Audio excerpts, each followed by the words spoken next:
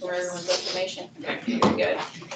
So it is 12:35, and I will call this meeting of the Texas Appraiser Licensing and Certification Board, or this workshop to order. It is Thursday, December 1st, 2022. We will have roll call. Chair Sarah Oates, Present. Martha Gale Reed Lynch, Chance Bolton, Clayton Black, Present. Rolando Castro, Present. Paola Escalante Castillo, present, Mark McAnally, Present. Stephanie Robinson, Lisa Springwell. Present. We have 3 absences. Ms. Robinson is a possible, she's running late, so we're not sure if and when she's gonna be here. But Ms. Reed Lynch gave prior notice and so did Mr. Bolton, so I will hear a motion to excuse those absences. So moved. Second. We have a motion by Ms. Sprinkle and a second by Mr. McAnally. Any discussion? All those in favor? Aye. Anyone opposed? Motion passes. We'll move to agenda item number 3. Well, before we get into the agenda, I just wanted to mention that the reason why you're not seeing, we had talked about having a Perea presentation. And we couldn't, nobody was ready to give that to us, so that's why we're not doing it on this, for our workshop. Agenda item number 3 is discussion regarding annual training required by Texas Occupation Code 1103-0545.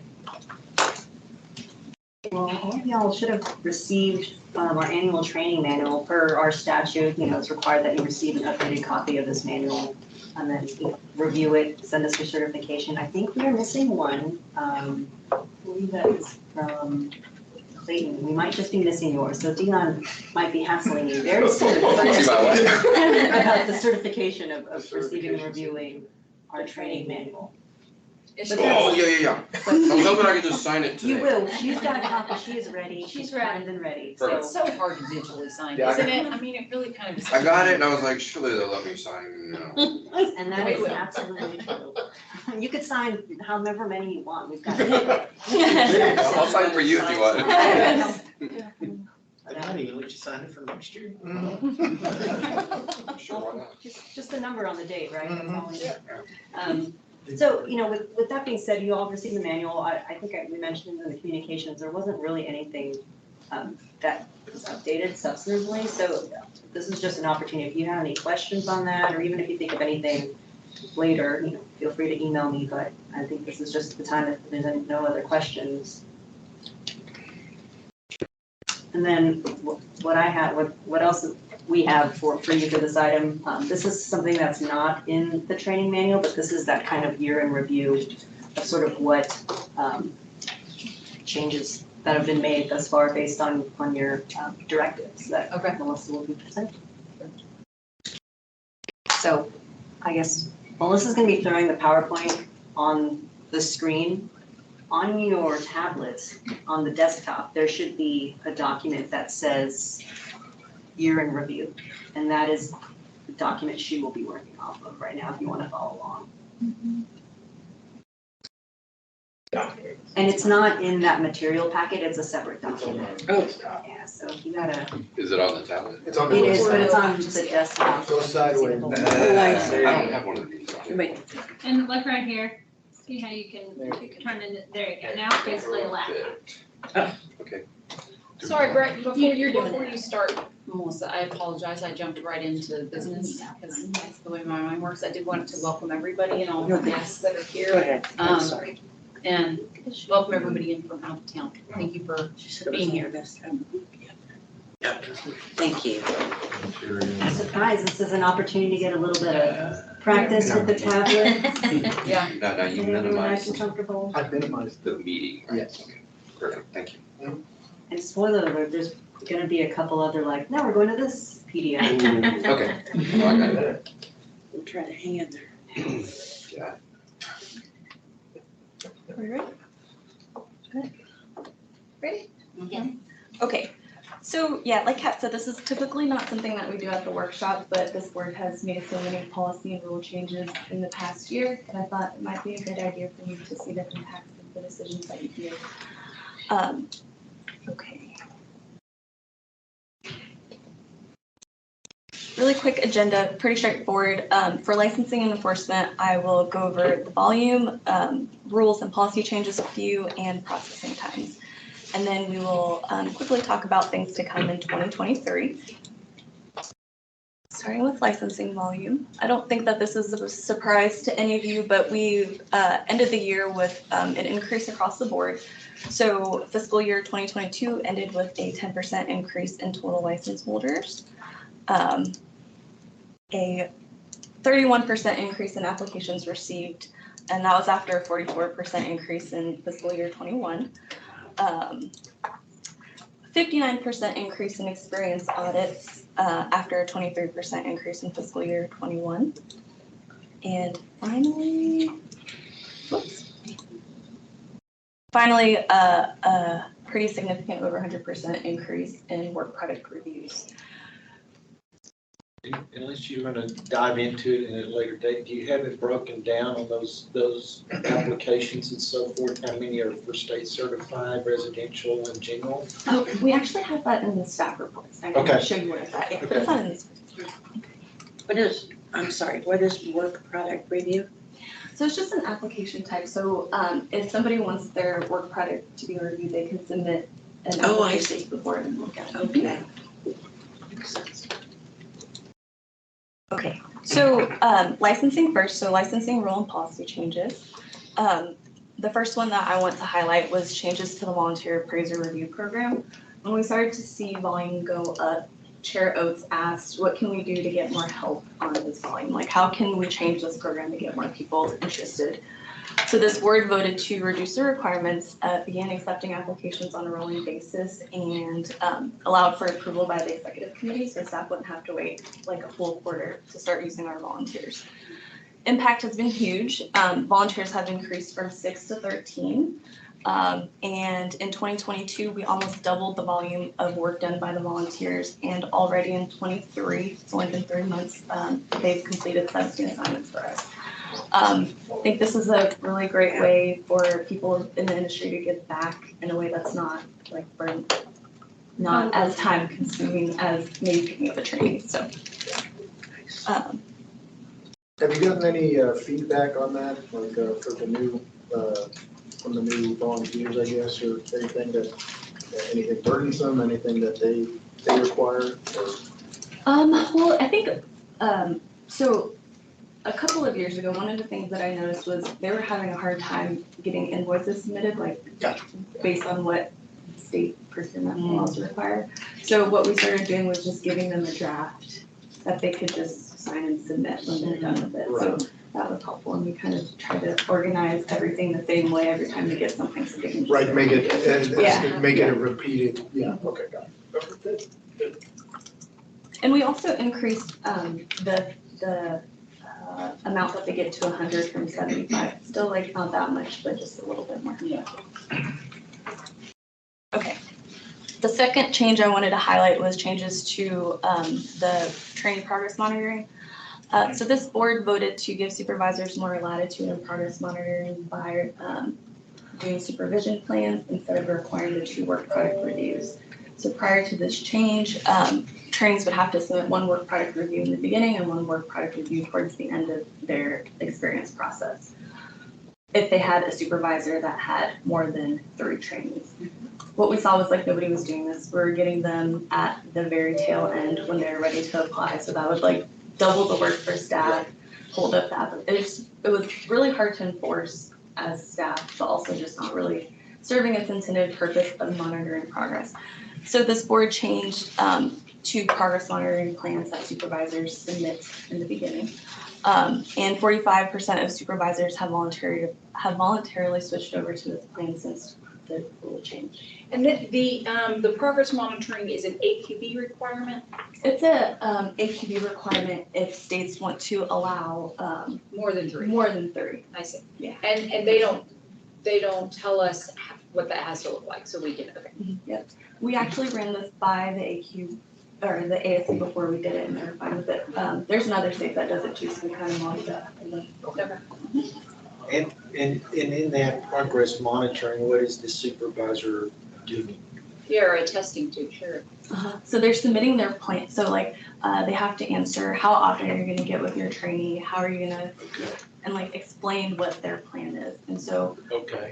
the role also has, so like if we ever bump into any issues, we also have the ability to request all of the documents from them. Right, okay. Real quick, before, I thought about this when we were going through the charts of increases. When, I assume the next time the legislature starts looking at all of our stuff again with sunset, that it's going to be apparent to them that, you know, our budget was off for the last year because of this massive increase in new license holders that we weren't expecting, that, you know, was an anomaly. But that, we can explain that with all of this information, right? Like that will be part of when they go, why did all that happen? Yes, That I will be mean, part of it. you know, Sunset will always find ways that we can improve, and that's a good thing. Sure. Just a review. I can't imagine, they're not looking for perfection in terms of projections and then how we came in on budget, but an increase in license holders is gonna happen. What did we do about it? Did we handle it well? I feel good about where we are. Okay, great. Well, this is great. So what do we attribute this to? I didn't realize that we had this great increase. Could be a number of things. I mean, I'm gonna throw out what I think and then you can tell me there's probably more. But, you know, the real estate industry has gone crazy. It is, of course, cooling, but there's been a huge demand for appraisers. And there doesn't seem to be enough to at least be able to appraise in the amount of time that other real estate professionals would appreciate. So I think those interested in the field have seen that there's a demand and have gotten in. Did y'all see a similar increase or not quite as marked in on Trex licensing or We- more or? We have seen record increases on the Trex side, like about 15% in 2021, more like 30% in 2022. I mean, just crazy. I mean, this is a good thing, right? I mean. And now- Well, and I now know, I what, hate but now what are they all doing? Now what do they do? I mean, I mean, the we big want to question increase, is then right? what next? Like, Yeah. it doesn't seem sustainable. You need to support those people today, but what will our numbers look like in Right. 2 to 3 years? Right. I mentioned to the governor's office earlier this week that we have a budget surplus right now. We also have a need for a runway when an adjustment is necessary because this is unsustainable. Right. And so that the budget surplus allows for that runway. So we're gonna need to hire some more staff or employees? I think we've really done that. Now Yeah. there might be kind of a Did that a toggle. few years ago. And now I think we may need to hire more staff on the board Yeah, side. and I I think we're wouldn't watching that expect very it to be closely. another huge increase this next year though, No. just because of what has happened in Right. the industry. And, you know, with real estate, those license holders are certainly more fickle, whereas appraisers aren't because they invest so much to Right. get licensed, so, yeah, so I would expect y'all's would drop off quite a bit and we probably we'll have some, but maybe not quite as. And I think there should probably be a little bit of a campaign of what it means, you know, like on the real estate side to go inactive rather than to just not renew. Yeah. And just for purposes of if you ever want to come back to that industry. That is a really good idea even for appraisers too, is to talk about what going inactive means and how long you have before you, when you can sort of sit inactive. I think my broker's license is current. And I don't know the answer to that question, so. You can hang out inactive Yeah. as a broker for as long as you want. How about that? But going back to your question, it's at least in my arena, it's two strata. I've hired, half of my trainees have come straight out of college. But the other half are 30-something year olds that they came out of the Great Recession and they took a job to have a job. And as the economy improved and got better, this is their second career. And it's really interesting when you're dealing with a trainee fresh out of college and somebody that is in a second career choice. Talking about the business experience of it, I found the second career choice, they already have that business acumen already established, even though it may have been in a business totally unrelated. It's still, if it's dealing with people in the public, Right. they can handle that a lot more efficiently. Yes. So there are some good things in both instances. I have a question. So a real estate agent, if there's downtime, could they not aspire to be an appraiser? Mhm. Maybe that is also where we need to educate them. You know, that maybe the market's slowing down, maybe you're not gonna sell as much, and this would be a great time to look into changing your field eventually and Right. becoming an appraiser Yeah. and all the benefits that are involved. I mean, they've got the business side if they're an agent. Mhm. They've already figured that out. They're probably good people persons. Right. They They have probably know appraiser appraisers contacts. too. Yeah. That's the other They know thing. appraisers. Might like us, might not like us, but anyway. But, That might be it. Maybe they don't wanna be liked. well, that's true, but I mean, Really? I don't know if some of them have even thought of it. Right. It's something that you throw out there and see if it, That is an interesting concept for the agency, right, to turn license holders on one side into license holders on the other side. We actually see that a lot, Is that of people who hold dual licenses or trainees who are brokers. I think that to me would be, Yeah, it makes sense. you guard yourself against quite a few things. Okay, so I'm sorry I took us off on that tangent. Yeah, well, I helped there as Well, well, yeah. sorry. You're welcome. I'll go about that. Your original question was, wow, look how great. Look how. Okay, so the next change I want to highlight was a policy change. No rule was required for this, but we reduced the number of reports that review and experience audits from 2 reports to a minimum of 1. I think for a long time we thought that the AAC required us to look at 2, but recently learned that that's not the case. Impact of that has been huge. It's helped us maintain processing times under 60 days despite almost a 60% increase without a significant increase in staffing. Yeah, I remember when I had to send in my stuff and it was 2 reports and it was 2 completely different types of reports, and that's what they were looking for. So that was the reason. And the work I think, file. for the work file, yeah. So that was the main reason why I think that 2 reports was good, just to see if we could do both. Yeah, the one. So it's the minimum that's changed. Yeah. So like if somebody does all residential work and like a residential report is a residential report, we'll do one, We'll but do one, but if Yeah. you have different ones, which is what I did, I had several different types of reports. They got the minimum too, so.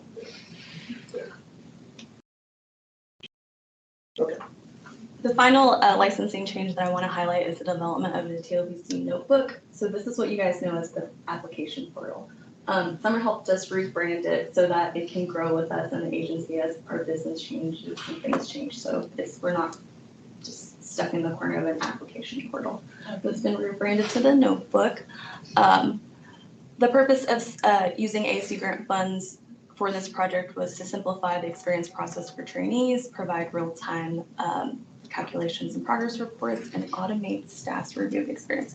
So we have a demo for you. Oh,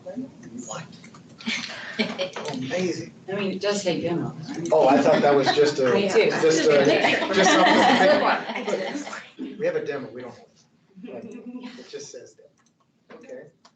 Cool. So let's pull this out.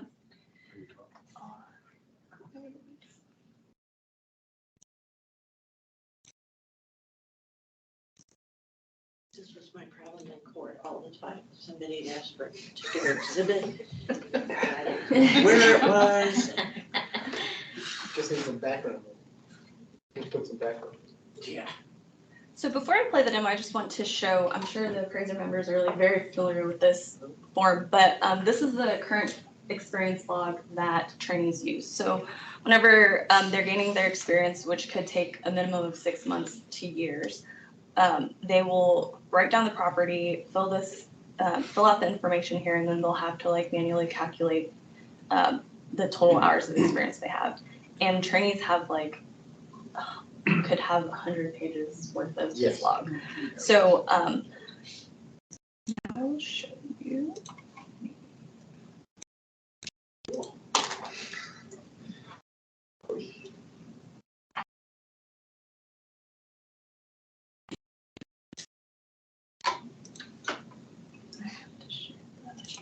Volume. Sound. Mm-hmm.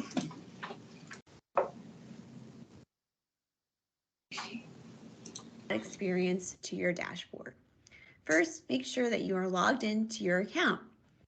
Let's go over how to add experience to your dashboard. First, make sure that you are logged in to your account. Next, navigate to Experience Dashboard in the toolbar at the top of the page. Next, click on the Add Experience button. The instructions in the gray box provide you with details on how to use the checkboxes below. Your name is auto-populated into the applicant name box. If you are gaining experience under your own authority, such as a licensed residential credential, you may choose the radio button under Own Authority. If you have a supervisor, click the Add New Supervisor link. Make sure your trainee-supervisor relationship has already been approved by the board. Once you enter the contact and license information about your supervisor, along with the checkboxes, click Send Request to Supervisor. This is how a supervisor can gain access to the notebook. If you don't have a supervisor yet, that's okay. You can still add your experience and add a supervisor later. Once your supervisor is in the system, you will be able to select their name from the Supervisory Search drop-down menu. Make sure you enter information into all the fields. You can make the fields, like subject location, larger or smaller if you click and hold the corner with the 3 diagonal lines and drag. Note the type of property drop-down menu has several options to choose from. You can add multiple experience entries at the same time. If you need to navigate away from this page before you are done, make sure to click the Save as Draft button so you don't lose your entries.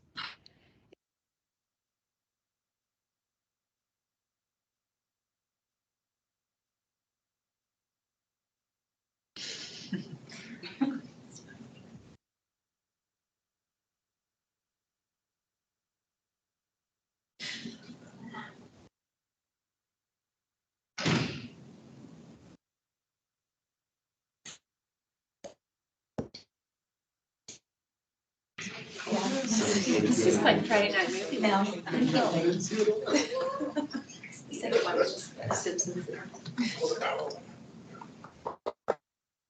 This is why you need 2 monitors. You need this on one side and the actual location on the other. So you can do it Yes. as Summer tells you to. If you're ready Otherwise- to upload the entries to your dashboard, Sorry to interrupt you. in the lower right corner of the page. You will see a summary of what you have added here, and will need to click the checkboxes. Then you can click the Sign and Certify button.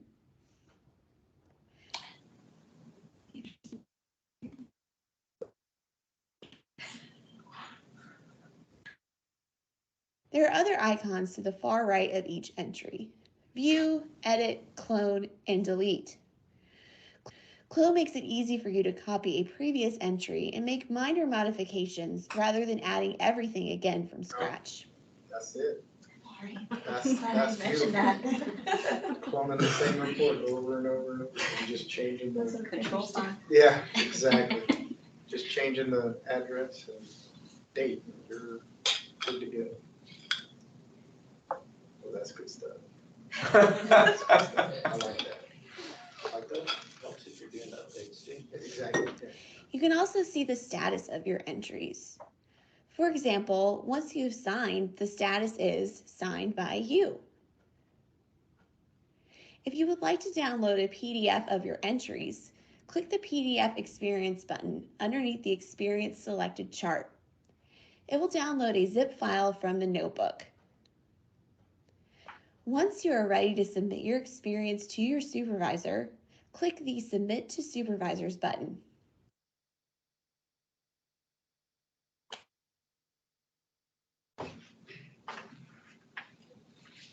Once you've submitted the experience to your supervisor, you will see the status of your entry change to Submitted to Supervisor.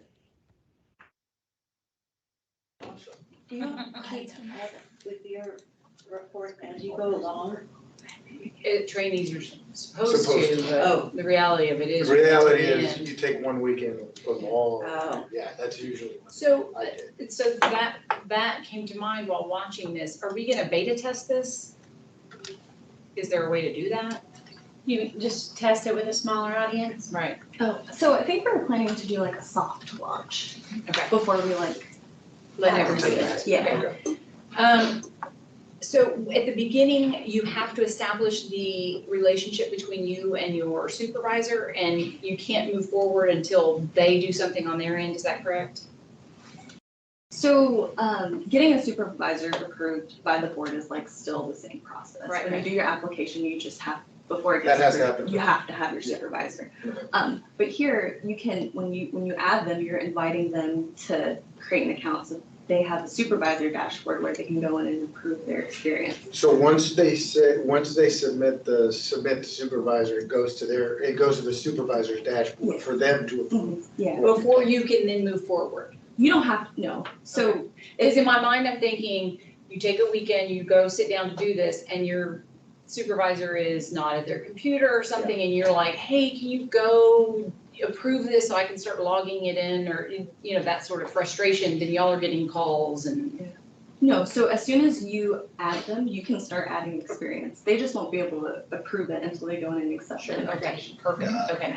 And then what happens if you have had multiple supervisors over the course of your training? You can add as many supervisors as you have. And then it would only be visible, the work you did under that supervisor, To that supervisor. to that Yeah, supervisor. so yeah. it'll So just- each of those entries you're doing goes to a specific supervisor, whoever. Yeah, I think I saw that too. Okay. Where you pick whichever supervisor. I see, it- okay. It's assigned. Okay, I'm under the old system, so I gotta circle back. Okay. Yeah, 'cause We're you're signing signing off, these. we're signing off on the reports. But we talked about it a moment ago, there's a supervisor monitoring program. Okay, so if you're monitoring, do you sign off on these reports? Because this is the final.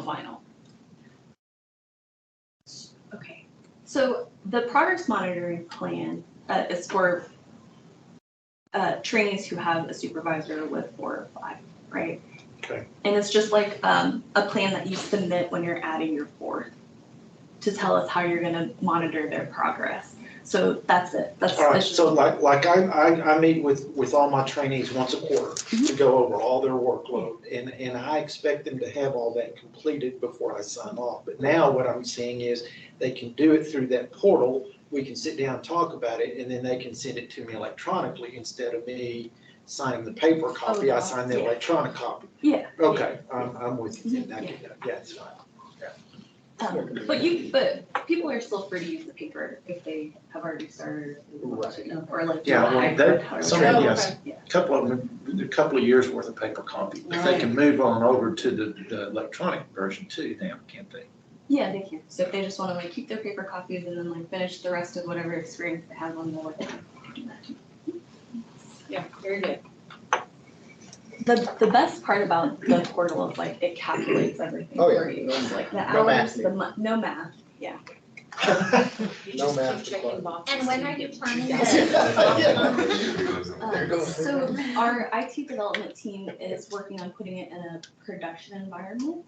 And if nothing goes wrong, within a couple of weeks, we'll be able to do the soft launch. So everything's there, they just need to like push it to like the out of test. Very good.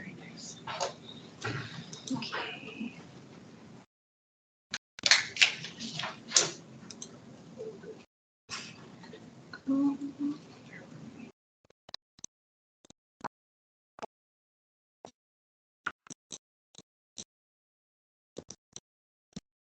Okay, so now on to licensing processing time. So everybody has seen the crazy increases that we've been dealing with for the past couple of years. This is experience audit processing time. So we have residential on one side and commercial on the other. We closed out 2022 with 305 audits complete in an average of 47 days. The board's goal for us is 60 days. Commercial experience audit, we did 62 in an average of 46 days, which is pretty big if you look at 2019 when the average time was 218 days. So. Yeah, that's crazy. So obviously we've had so many more new applicants and trainees, so we're seeing that already in the residential experience audit, obviously, because that's what, a 12-month, I mean, you can do it within, 6 for license. 6 for license. Yeah. So we're already seeing that, but we will see a corresponding one in the commercial in the next 6 to 18 months, probably. Okay. We kind of get like a little bit of foreshadowing because on the applications, we get those first. And if those spike, we can expect, The spike. we're gonna, yeah. Yeah, so you have a tail. Okay, so this deck chart is a little bit crazy, but what but what I really wanted to point out was licensing processing times, just the downward trend. So back in across all license applications. So back in like January, the peak was 39 days. We are now able to process these applications in real time. So within a day or so when we get them. So that's all I had for the licensing stuff. I will move on to enforcement unless y'all have questions. What happened to certified residential? Spike. I think we lost I think there were some stacking issues over the summer that kind of caused some licensing processing times. Would that be included in this, like the audits and that sort of thing, or no? This is just, so audits is pulled out of this. This is just like the paperwork part of it. yeah. All good stuff. It was just surprised. I mean, it's not outrageous, it's just surprising. And it could very well be just a huge volume at that time. Just that. Yeah, that's. The jump is it like 7, 8, and Yeah. From like 3 to 13. 3 to 13? Yeah. Okay, enforcement volume. Same thing on the enforcement side. We ended the year with a 10% increase in complaints received after a 44% increase in FY21. Made several rule and policy changes on the enforcement side as well. The first one I want to highlight is the peer investigative committee change. So this board passed rules to create the peer investigative committee to involve 2 board members to review cases that result in contingent dismissal or disciplines. The impact of this was increasing board oversight in enforcement cases and providing guidance to staff on how to move forward in our investigations. 60 cases have been reviewed by the PIC so far. We have a 98% concurrence rate and a 15-day average turnaround time from the board members. The next change I want to highlight is the contingent dismissal process. This board voted to amend the complaint processing rule to allow for dismissals upon agreement rather than upon completion of terms, which has led to a reduction in processing times by 21 days for contingent dismissals. We also changed the investigative process, and this was a policy change, no rule change required, but we moved away from, this is a recent change too, but we moved away from the full appraisal review to a red flag analysis. We retired the checklist report, which is pretty cumbersome for the investigators, into a more narrative format. That's also a lot more reader friendly, I think. But this has allowed us to focus resources on more serious cases and issues, and will help us get through dismissals faster.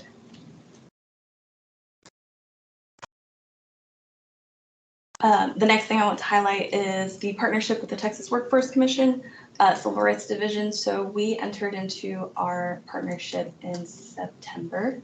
Since then, we've done a training for them, which was really well received. So we are now referring cases that allege appraisal bias to TWC.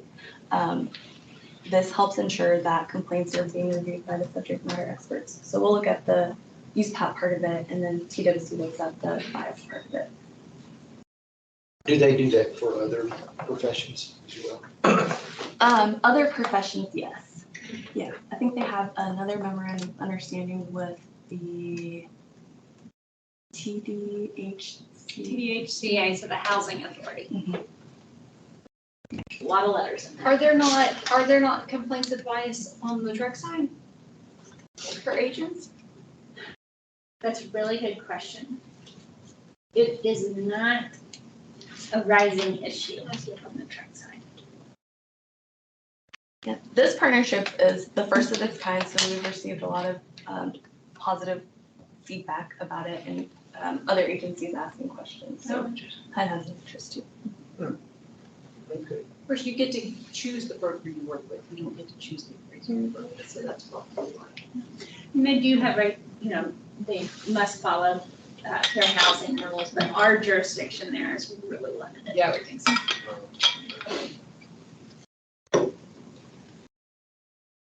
Okay, and the last change I want to highlight is the complaint portal project, which we used AAC grant funds on last year. It launched early 2022, but it provided consumers with an easier way to submit complaints, created case management tool for staff, and reduced manual processing. Okay, complaint processing times. So we closed out FY22 with 317 complaints and an average of 136 days. And I think that's all I have for enforcement. Do you guys have any questions? Okay. Things to come in 2023. The first is monitoring industry changes. So like you guys were discussing earlier, market changes is going to impact how many applications we get, what kind of complaints we get, maybe the volume of complaints. So monitoring changes in the market closely to see how it impacts our business. Tracking appraisal bias, especially as it pertains to continuing and qualifying education so that we can be ready to implement anything handed down to us by the AQB and the ASB. And then also just keeping tabs on release of a PIREA program so that we can be ready to communicate and accept those certificates as soon as they come. The next is legislative initiatives, which Tony and Summer are taking lead on, and they'll talk to you more about tomorrow. But basically our initiatives go towards simplifying the application process, implementing ANC investigative committees similar to the one on the appraiser side, and clarifying requirements for transparency. And then finally, maximizing AAC grant funding. So if we're able to get more funding, we want to explore ways to promote diversity in our profession. And we got 120 already this year, and we're going to use that to implement enhancements to the notebook and the complaint portal. Is there are we done like as many times? I know that we can apply a lot, but has there been Yeah, I know there's still money there. I think at first they were only allowing us to do one grant, Right. and then now they're allowing two, Two. and then there was a wait because the grant person was gone and they didn't have a Right, replacement, so I think that's, all those roadblocks are out of the way now, right? Except for the last one. Oh. So they when we were at Aero, that's when they posted for somebody, but they haven't announced that they've gotten a new grants director as far as I know. But I think once they do that, depending on what the director of that grants director is, Okay. you may or may not be able to apply for more. So TBD, Yeah. there's no guarantee that they'll open it up to additional funds. But if they do, We'll be- So we'll they're, be the first one, Yeah, which is great. at some point, we got two at one time, correct? the first year Okay. we did. We got the 120 and then we got money for admission. So we got. So that was in our fiscal year 22, correct? Because I think at the end of the year, it was like 260,000 in revenue from the ASC grant, so, yeah, okay. Yep, that was That's that year. what came, okay. It's a reimbursement grant. Very good. Excellent. I will say that, when I came on board, we had this whole laundry list of things that we wanted to change to improve processes to make it more that the agency was, a partner in getting you licensed and into the industry as opposed to the gatekeeper of the industry. And I think that has definitely happened, but I will say that when, the board members, when we ran out of our list, our to-do list, that over the last several months, Melissa and her team have continued to come up with ways to increase efficiencies, things like even asking the ASC, can we audit one report instead of two? That wasn't even a question that had ever, we thought of like, do we have to have the work file, but we just never even thought, could it be one instead of two? That didn't even occur to us. And so for her to take the time to look at those things, where you just sort of think that they're set in stone and you don't think and that she's looked at all of those things and talked to the ASC and talked to the AQB in order to make sure that we're still in compliance, but that we can be more efficient, is just fantastic. And I applaud your team for all of these great metrics that we're seeing here, and for us all to continue to kind of think outside the box and keep getting better. And I appreciate you and your team for that.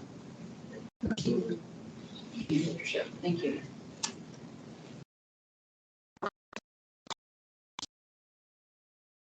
Is that all that we have for training? That's all I have. We're good on that. Very good. All right, agenda item number 4 is discussion regarding Robert's Rules of Order. And I asked that we include this. We don't typically see too many things but occasionally we've kind of gotten like, okay, what are we doing? Are we in the middle of a motion? That sort of thing. So I was thinking, just sort of a refresher for everybody about, just the general things that might come up during our meetings. Well, first things first, we are switching documents and PowerPoints. There should be one on the desktop, remember how to get there. It's called RRO, Robert's Rule of Order, it's how it starts. And that also is the next set of slides that I'll. So is this Robert fellow? Maybe it was Yeah, who Mr. is this Robert person? Director Hood. Should you end up The putting a picture retired of him? Lieutenant Brigadier General Henry Martin Robert, Martin with a Y, which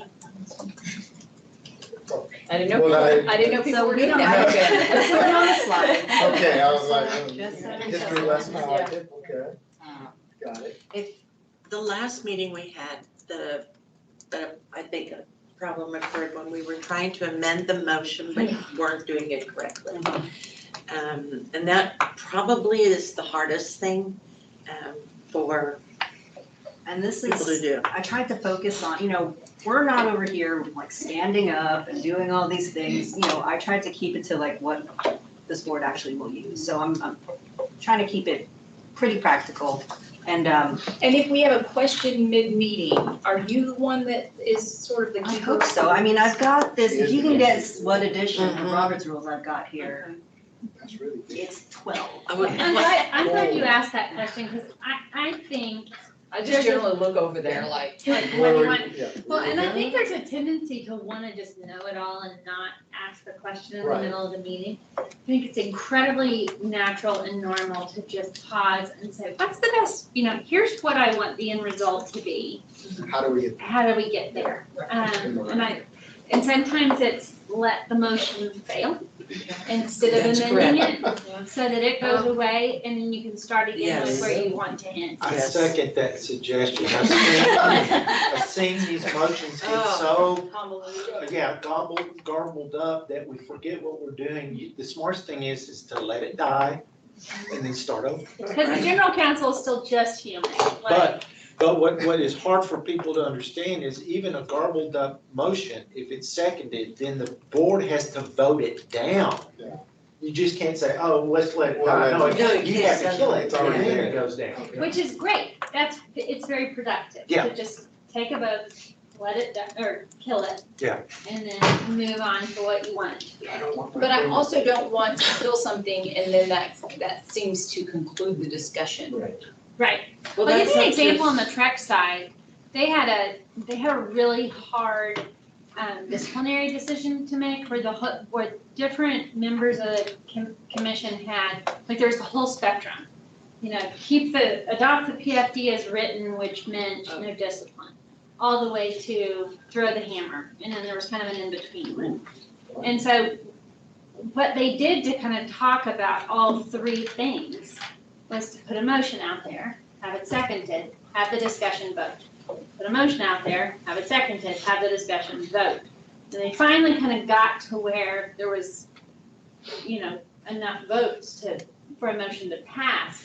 But that allowed them to have the whole conversation in kind of a thoughtful way. Oh, okay.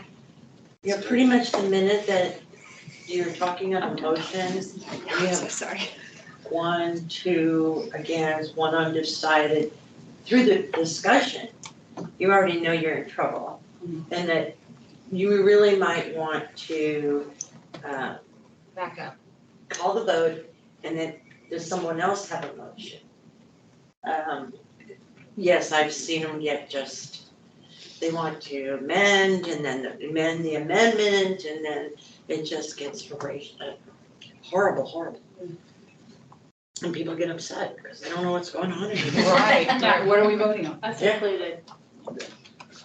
Well, I'm gonna hand this out first. I've made a little bit of a cheat sheet for you all. And it's sort of a draft for me, because if there's anything else you think you might need on this sheet, you can go back at it, and then I know Summer's gonna refine it and make it look beautiful, and then we can distribute it to everybody. But this is here's our working sort of cheat sheet that we would help me develop. But yeah, I think, like I said, I don't think we don't need to get into a lot of the nitty gritty in Robert's rules. It's pretty detailed, and doesn't really serve the purpose that it's needed. So, kind of just my general outline of the day, I have basic overview, and then we're gonna talk about making motions, amending motions, and then some of the other subsidiary motions that may come up, and then finally, elections. So, Robert's rules is kind of the standard of keeping large groups of people in order without it going into chaos at meetings. And, it has a chair that someone's in charge, someone can make a decision, someone can kind of lead the discussion. Is it okay to skip the first one though? I mean, Madam Chair, and then she'll say, yes, Mr. Black, I mean, do we get that? Because that's what I typically do. I move that. I mean, this is sort of like, it's Robert's rules, that's sort of the formality of it. I mean, the whole purpose is to make sure everything's clear. Sure. I And think permission to there's, speak. That's yeah, right. and there's sort of, So that's not a yes or a no. You're I don't want to supposed, bug you, Sarah. Yeah. you're supposed to have a motion on the floor in order to have discussion. well, and I'll, that's one of the things that I think we don't necessarily do in this order, is we Yeah. have a lot of discussion, and then we have a motion. Right. And I think the benefit of having the motion first is it really frames that discussion. It frames it based on whatever motion is made. So, a lot of the same information comes out, but it comes out in a different way where there's it's a little bit more structured, I guess. So then to answer my question, then going back to it, is it okay to say, Madam Chair, I move that, as opposed to Madam Chair, and then have her recognize me, right? It's okay, that's still okay, right? Just Madam Chair, I move that blah, blah, blah. I'm okay with Chairman's it. Yeah, preference. it's the will of the chair. Which is, what's your preference? Isn't Yeah, my- what- Absolutely okay with- okay. All right, that's what I was looking for. So are you saying that you think that the motion should be how do you introduce a motion when you haven't even had a discussion? Well, I think that like some of the items are pretty clear, like our rulemaking ones, right? Like it's kind of clear what needs to be done. It's just like, here are the rules we need to adopt. But the presentation is being met by people who aren't part of the board. Right. And So that's not considered a discussion. No, those are presentations to the board.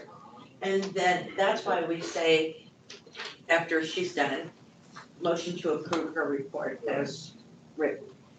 So when we're asking you questions, that's not necessarily considered the discussion or deliberation, it's only when we're talking to each other. I mean, that's, Sometimes we do talk to each other, right? Like, well, I guess from the questions, to me, it's a lot more like information gathering as opposed to y'all I got talking you. about it. Okay. The Just information gathering, then the motion, then the discussion, Yeah, and then the, okay. Right. using the information we got. But I mean, the fact that we've done it that way doesn't like invalidate everything. that No, we've I done. know. But this is, you know, if it's Are truly there Robert's any, rules. are there any rules from like the Open Meetings Act or anything that even says we have to follow Robert's rules? No, our own rules Yeah. say. I like Do it. that, okay. I mean, I do too, I'm just wondering like if we're deviating, is that Right. problematic? Well, you know, in other environments I've been in though too, whenever staff is giving a presentation, it's always the board's expectation that at the end of that presentation, the staff is gonna make a recommendation to the board. Right. Okay?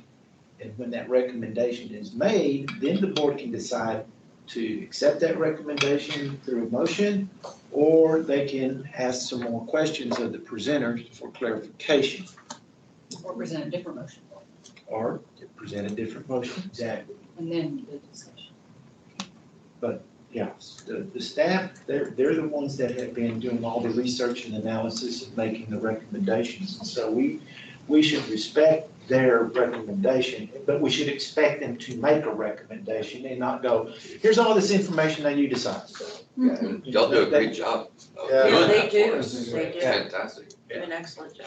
Yeah, you know, on the fly sheets, we try to make it sort of obvious what, you know, Yeah, this what is we're- kind of what we're looking for, or, you know, here's sort of what's in front of you, here are the different options, do you agree, if you don't? Yeah. And so, you know, if there's anything on our end that we could do to help y'all out, I mean, if there's some very special case or another, you know, something unique happening, you can contact us and help with language of emotion if you need to beforehand in a meeting, or, you know, even before the meeting. If it happens more on the Trek side, that you see, if they have these long motions, and, you know, they have to write them out, because there's just too much to try to remember, or you can't, you have to get it right, like, it needs to be sort of clear what you're doing. It's on the disciplinary, so this doesn't come up very often on the board, but on the commission side, they hear a handful of PFDs, meaning an administrative law judge has made a decision on discipline that then is presented to the commission for their final approval.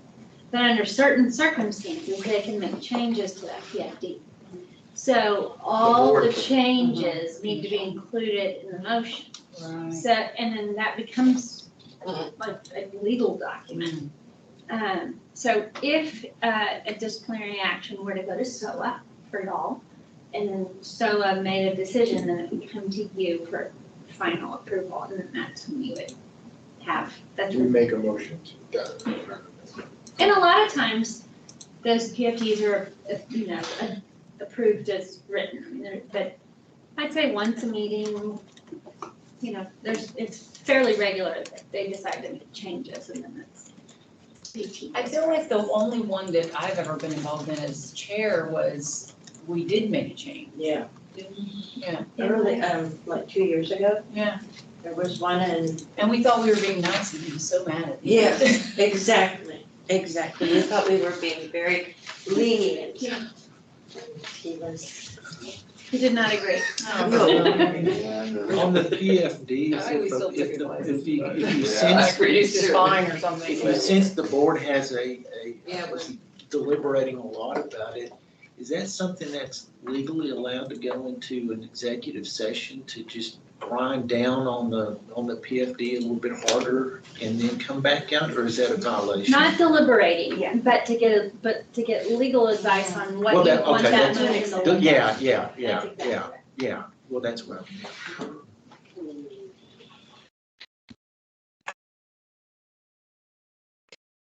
Yeah, I think that's a great reminder, and that's good for this discussion, is for us to kind of remember, you can always just vote it down and start over.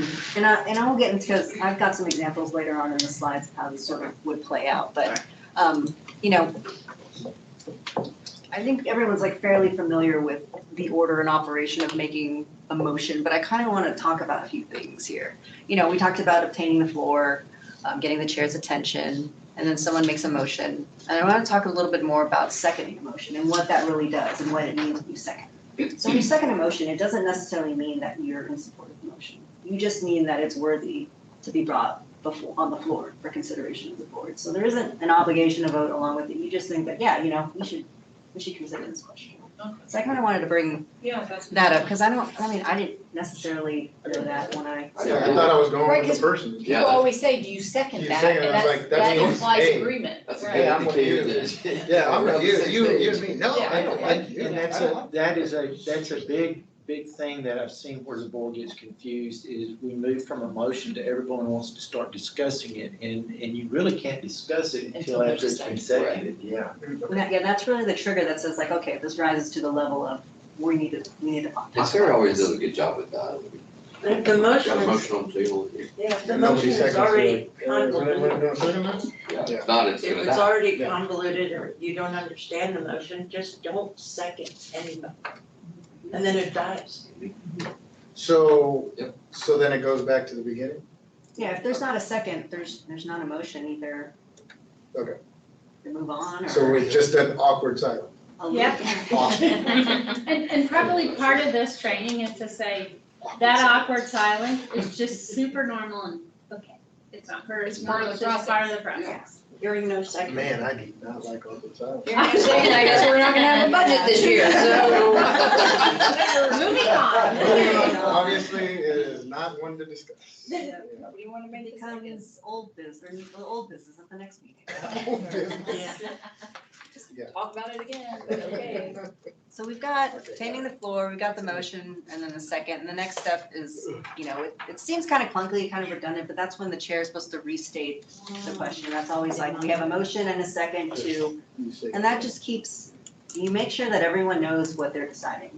Like, that's just kind of, that's the benefit for you all, that's the benefit for the public, that's a benefit for staff. It's just kind of another, okay, we're all on the same page of what we're deciding here. So I feel like that seems a little redundant if we have had no discussion.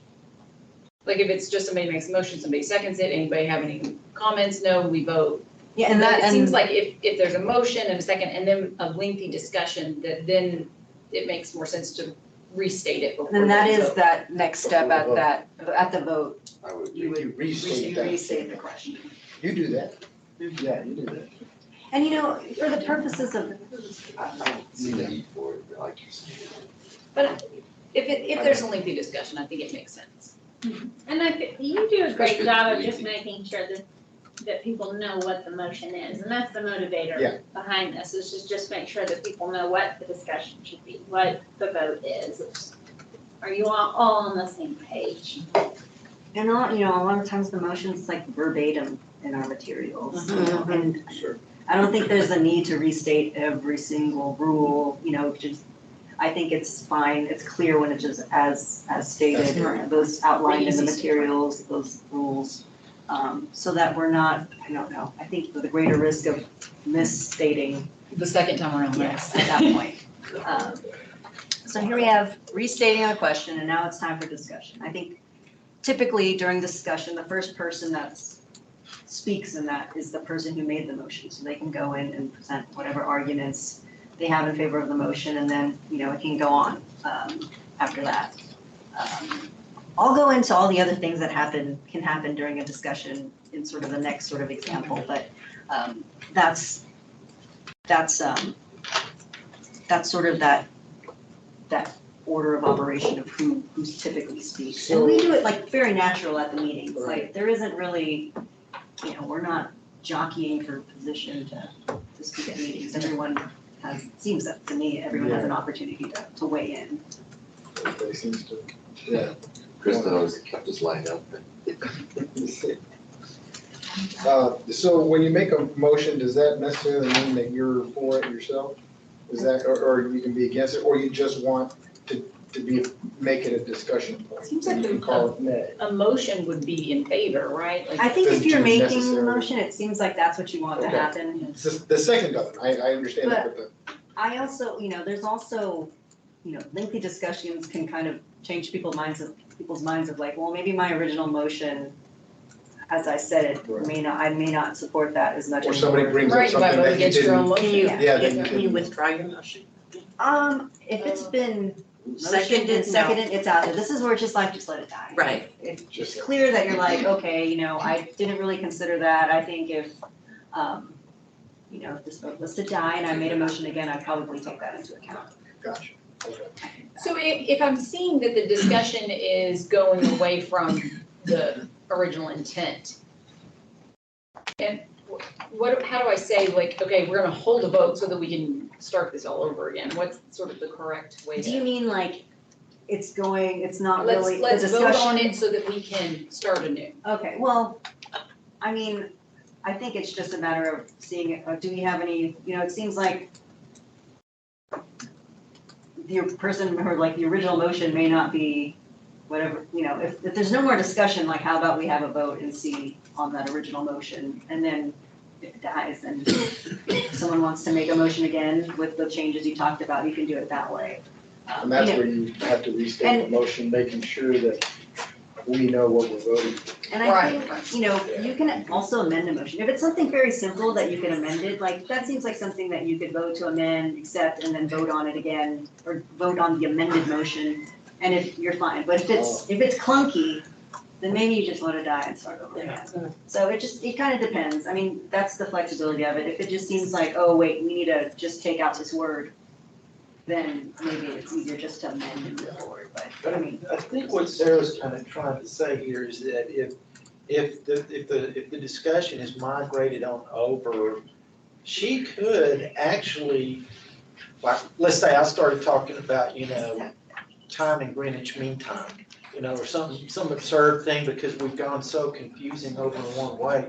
She could say, well, Mr. McAnally, your conversation is not really relevant to the discussion of this motion that has a second in the discussion. You just kind of correct the person that's kind of going off. That's a Robert rule. It is referred to as the germaneness of the rule, like it needs to be I don't know relevant to. I don't know if that's even a point of order or not, but that's, because that's really the rules itself. So Yeah. you can't, but as the chair, she has the flexibility to kind of steering the conversation. I would, I just feel like, So I could say, it feels like the conversation has gone off, so Yes. let's go ahead and have a vote on this motion that's on the table. there's And no that sort further of discussion on implies this topic. we're putting this one away and starting new. Yeah. Yeah. or you Without saying, let's vote on it so we can kill it, because that's, No. Yeah, right, no. kind of telling people to vote. But there's always the, we need to limit this discussion to the motion, but Okay. also open rules is, you need to limit this discussion to what this item is about. Yeah. So that's always sort of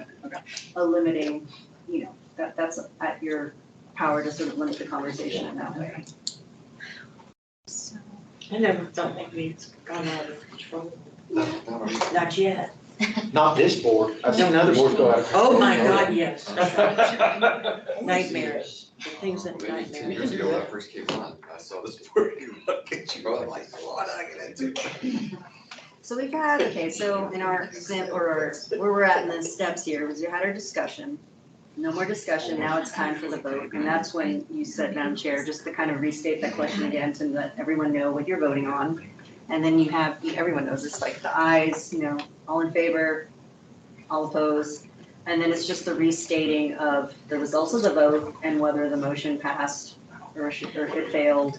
And then if it did pass, like what other instructions might be involved, like that are kind of relevant to that thing passing, to the motion passing. Those are just the basic overview of the steps. And then, one thing with the vote is you need to have a majority vote. So is a tie, will that make a motion pass? A tie vote? Would a tie vote, so it goes no. A tie means no. Tie means no, it needs to be. Does the chair not have the option to? Sure. To be the queen? Yeah, is it tiebreaker? I mean, Yeah. If that was half and half, I vote yes. Yeah. The chair can break a tie, right? But she also doesn't have to. Oh, the Right. chair can break a tie. Oh, I didn't know that. So you can be the queen. Or you can vote, you vote, you let it die for a time. Which is probably what I would, You would withdraw your vote. Okay. yeah. Okay. So the next slide is I've got the example of all of this playing out. Clayton, you've got your Madam Chair and the acknowledgement happening here. And then you've got another member 2 seconding the motion, which brings it in front of the body. And then my fake motion here is we have a motion, I move that the board approve the policy as written. And so it goes through the process, there's some discussion. The chair restates the question, takes the vote, and will say the results of the vote. Do you know who votes then? No, but Yeah. if it was it's really close, we would close. probably do either roll call or. Yeah, if Okay. it's, That's what I was most wondering, too. everything's unanimous with like our rule Right. changes and sort of approval of minutes or everything. But if there is not unanimous, usually you could raise hands so that for minutes purposes, we can kind We of track can, that. yeah, And it's good to not always be Right. unanimous. It shows kind of just different opinions and robust conversation, and that there's no rubber stamping going on. Are you gonna cover this already? But I mean, I've abstained a few times, so, my tenure on the board, are you gonna address that, or can you elaborate on it now? I mean, to what? Well, I mean, I don't see it. I mean, I've abstained. I assume you can do that. Now, does that mean that's a vote for a yes, though? Or, I mean, or Well, and straight how, up, and that's how just do you, a. is abstaining like, because there's when no I yay, there's no say, nay. that I wouldn't even I've notice heard- if you do the same. I've heard some people say, in other boards, committees, commissions I've served on, that abstain is a vote for yes, but I've never seen it that way. That's not the case. I mean, it's the majority, it's not. Well, if it makes it a majority, then it would be a vote for yes. Yeah, so If if it there's makes it 9 and back. you abstain, then it could be a tie in Tie. that And situation. then, But you should have It's personal counted and as like as if you're financial not here, I interest would in assume, the right? outcome Like of the if you're motion. No, that's kinda what I'm In order wondering. to Yeah, abstain. That's the I've never difference seen an between, abstain used as a tool that way. I'm sorry? So if you have a conflict of interest, Like a I've seen conflict. conflict. I've only Right. done Then it you just twice. take so them that out of was the why equation, you right? They're abstained. out of the vote count or the total count, right? One If is somebody sort of Well, abstains. it's just, yeah, it's like Because they're I not just even don't there. like They're not vote. there. Yeah, if I just You have to really have didn't a- feel that was, one way or there's the other, some I think I've done reason it why you twice. can't. Once for Right. sure, maybe twice. Like a conflict, some kind. It's very rare, but, because we're here to make decisions, not there's abstain. a conflict that makes sense. But I will also say that consensus isn't a bad thing all the time either, because it does mean that we have explored all the options and gotten advice from our council, and there might really be only one, good path forward, so. Absolutely. I've heard that criticism of school boards recently, like, oh, they rubber stamp all the things. I'm like, well, you might not know what the legal ramifications were, why And they. have you all- been to a school board meeting Oh my lately? God. No, I don't want to. There's plenty of conversation. Yeah, Yeah. here. Did I answer your question? Yes. Okay. Yep. So what we all kind of talked about not doing for a little while, I've got amending motions up on here. And so, this is sort of the circumstances would be fine if we're just making like an easy amendment. We're striking a word, or just adding something. That's when I think it's fine. I think it's efficient. Really, it's whatever works. But if you did want to amend a motion that was made through the course of a discussion, it kind of comes out like, oh yeah, maybe that part wasn't that great of an idea. You have to do it before the voting. There's a timing component, because otherwise it's out of order. You're past the time to try to amend it. You need to either vote it up or vote it down. And so, and so to do that, you have to be, you have to obtain the floor. You on can do that whole one, process and do again. the You whole need a pro- second. Second. on You that can one. still discuss it.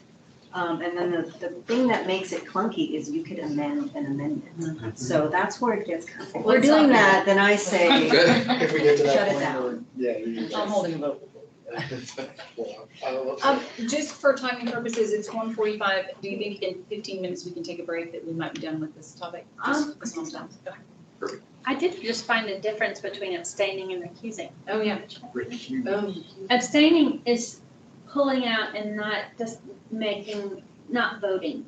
But recusing is pulling out of the whole matter, not being part of the discussion. You're not there, but abstaining means you're there, but you're not making, You can, You can be there if you're weigh in on the recusing discussion. yourself. right, and you just say, I'm not voting. I'm not voting. but I have this opinion. Okay, interesting. You could use both for like a conflict of interest, but if you have a conflict of interest, you should You probably would also. recuse yourself You more should so than recuse abstain. yourself, yeah. Yeah, when I think of recusing, I think that whenever someone calls me, like, hey, I've got this coming up, like an appraiser, I'm like, whoa, wait a Yeah, second. no, I can't. I yeah. can't, yeah, I'll have to recuse myself from voting, you can't tell me. Like you could abstain because you don't understand it. if you, or you don't, you Or know, maybe for we- more reasons than just. Or maybe you missed like the whole discussion and you kind of came in late, or like some earlier Oh, you discussion came that was in relevant late, to it, okay. or something. Yeah, there you go. Where you dozed off. Yeah. Looking at you. Here, I fell asleep. You want to start over again? Or I'll just abstain. Whatever you find. Okay, let's stay on track. With amending a motion though, when I first sort of read this, I like to think of it as, your Word doc tracking, when your track changes on. That's kind of how your motion amendments need to be. You need to say what you're striking, what you're adding, what you're inserting, what you're substituting. As I mentioned earlier, like this stuff is debatable too, so whenever, like how does this play out? What do you do next? Okay, so you have examples, we got an original motion, I move to do whatever. And then during the discussion, someone says, I move to amend that motion by striking X, Y, and Z, and then you have to wait for someone to second, you could potentially have discussion, end discussion, vote, and either the amendment passes or the amendment fails. If it fails, you still can discuss, but what you're voting on is that original motion. If the amendment passes, you still need to vote on the original motion, but that original motion has now been amended. It's the new language, so vote up, vote down. That's typically it. I kind of visualize an onion. If someone amends, you've added another layer, and you've got to deal with that layer first before you get back to that original motion. That makes you cry. And Kat, I will say, over the years, I've seen that, that's where the chair is most influential in keeping order with the board in their voting, because immediately when voting starts, a lot of the board members want to go to the motion as amended already, and they don't understand that the amendment has to pass first. And so. So you're saying an amended motion, you hold a vote. If it's a yes vote, you're done. If it's a no vote, you're now, You If have it's to a do it in yes, twice. sequence, yes. You have to vote on the amendment. Are you amending or are you not amending? Okay, depending on that, you still need to go back and vote on that original motion. If you go 1, 2, 3, then you go to 3, 2, 1. we're voting first on the amendment and second on the amended motion. Or the not amended, or the original motion, depending on how. Typically what we do, what you were just saying, is whenever we get, instead of doing it that way in layers, just let the first one die. And then let's just redo the whole thing. I mean, that's what we normally do. Yeah. Right? We don't do. We don't do. But you can. I But we thought, I'm pretty sure I've seen us do that. I've never seen it. Really? Of course, I could have dozed off. Just I abstain. Abstaining, all the abstaining. Yes. I was recusing myself at the moment. There you go. Yeah. Okay, so the next slide, I've got sort of the example using that original main motion that I had, is I move that the board approve the policy as written. And then there is an amendment to this during discussion, and someone's saying, I move to insert the phrase, except for section 2, after the word written. So basically, they would like it to read, I move that the board approve the policy as written, except for section 2. And so, as I stated, you kind of have to make a motion second to get that before the floor.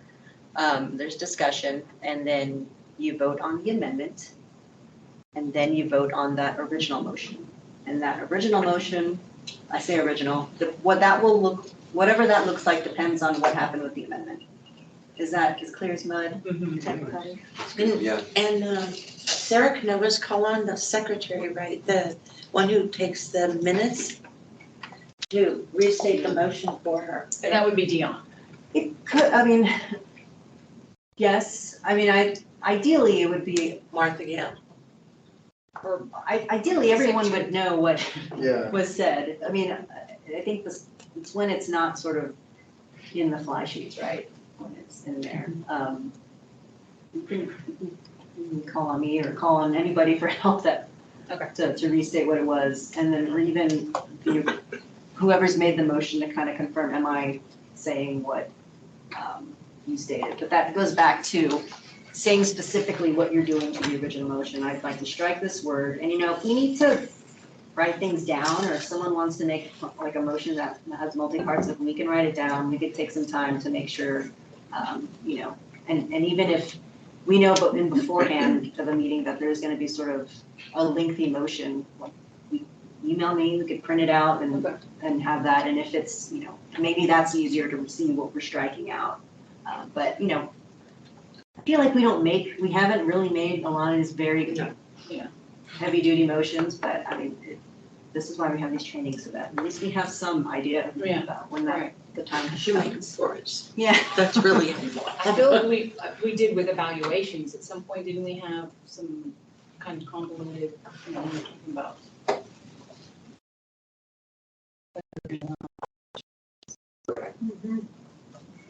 I think that was before you came I on think and like, so. when I probably was like watched videos. GC for a real short period of time. Oh, yeah, that's Very right. messy. Yeah. So the next slide I have is sort of just kind of the bullet points, things to keep in mind.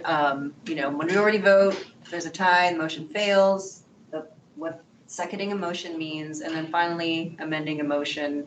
And then that final bullet point is sort of what we've been talking about. If it's too cumbersome, just let it die and we can start fresh. All right, I'm gonna move on to some subsidiary motions unless anyone has any other questions. These are sort of the other things that can come up during discussion. There's kind of subsidiary because it's sort of, it's kind of dictating what's happening to that main motion. These are the most common ones. We have, of course, we talked about the amendment. There's another option also to we need more information. Let's refer this to one of the committees to kind of take up. And they could do more research, they could refine the motion, and it's sort of, whatever you need them to do. And would that be a motion? I move that we, that's, You send this should- back to committee. Just like that amendment motion, I move that we refer this to First, we have a to committee. vote down the original. No, Oh, you can have the original motion, within that discussion, have a motion to refer this to a committee.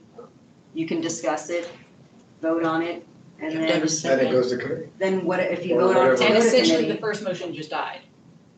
I mean, It's or gonna be it's- brought up again. It's gonna be brought up In again, the- like in to the be future brought up meeting. at the next meeting. I mean, Right. that's, yeah, it's with the intent that it comes back. Right.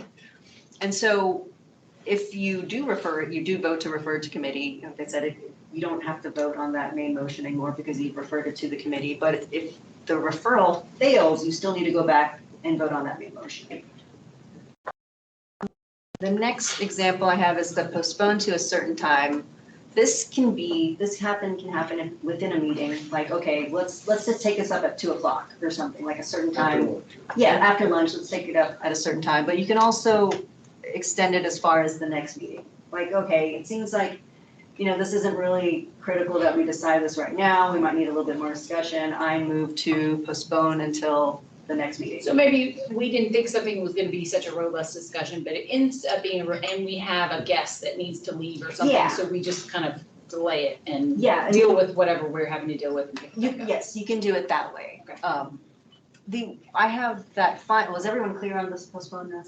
Yes. The last one I have on here, I have, not because I think we should use necessarily, but I think there are times that it's gotten confused with the postpone until a certain time. The lay it on the table really is just like some urgent matter. Like someone gets a phone call and it's just like, Whoa. we need to delay it temporarily and the intent is to come back to it. And the Come back reason to it why. right away. Come back to it. There's just something urgent that needs to be taken care of right away. It might be, maybe if there's a PFD and the respondent, they're like, I need to leave in an hour, or I need to get out of here. Is there a way they need to be seen or something, or we're waiting for their attorney to come in and now they're here. You could just lay whatever you're talking about on the table. And it's a majority vote, and then it kind of sits on the table until you can get back to it. Okay, so any board member can ask for it to be laid on the table, but then we all have to vote on that, to lay it on the table? It has to be majority. And the reason why, Not debatable, meaning there's no discussion. yeah, you can't debate this motion, like it's either yes, thumbs up, thumbs down, and that's why you can't table something and use it in the way that you would postpone a certain meeting, because that is debatable, and that's sort of the idea of like, you're not giving everyone a chance to weigh on something, or you're cutting everyone off, you're cutting off discussion, and you're not able to debate the cutting off of discussion, It's and so. essentially in queue, like waiting for Yeah. whatever the emergency. Yes, so I think I wouldn't even use laying it on the table. You could just postpone to a certain time. The thing is, it's like you're probably not gonna debate, because it'll probably be a scenario where everyone's like, yeah, we should. Right. So I would just use, those first three seem to be the ones that you would typically use, and then I just really put that as an example, just to clarify that there is a difference between postponing and then tabling it. So. If you lay it on the table and then you adjourn the meeting, that's dead, right? And that's why you can't really use it in that Right. way. Yeah, you don't wanna lay it on the table and then it never comes up again, because you adjourned the whole meeting. I never used it. Never. Okay. I've seen a lot of city council do that. Oh my God, yes. Just let it go.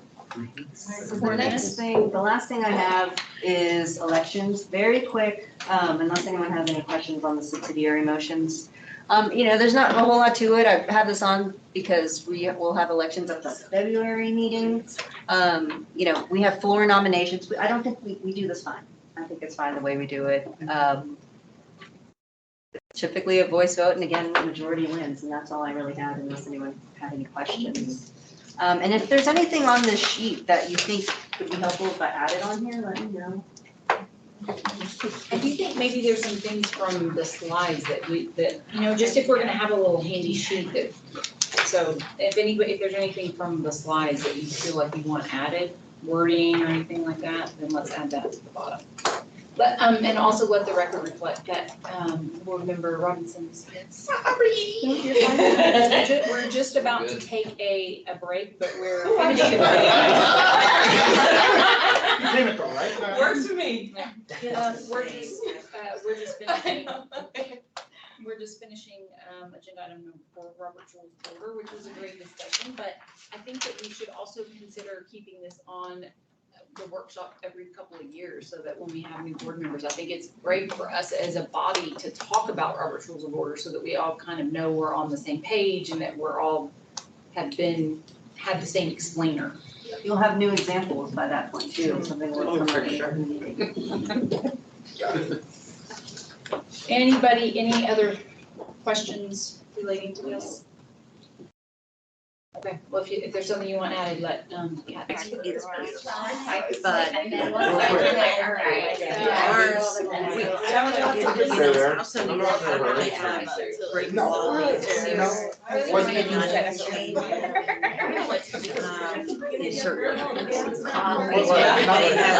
6 foot. I don't know.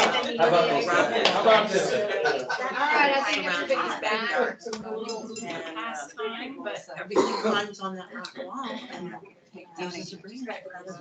we will continue with agenda item number 5, which is discussion of bias and discrimination in appraisal. Now we go.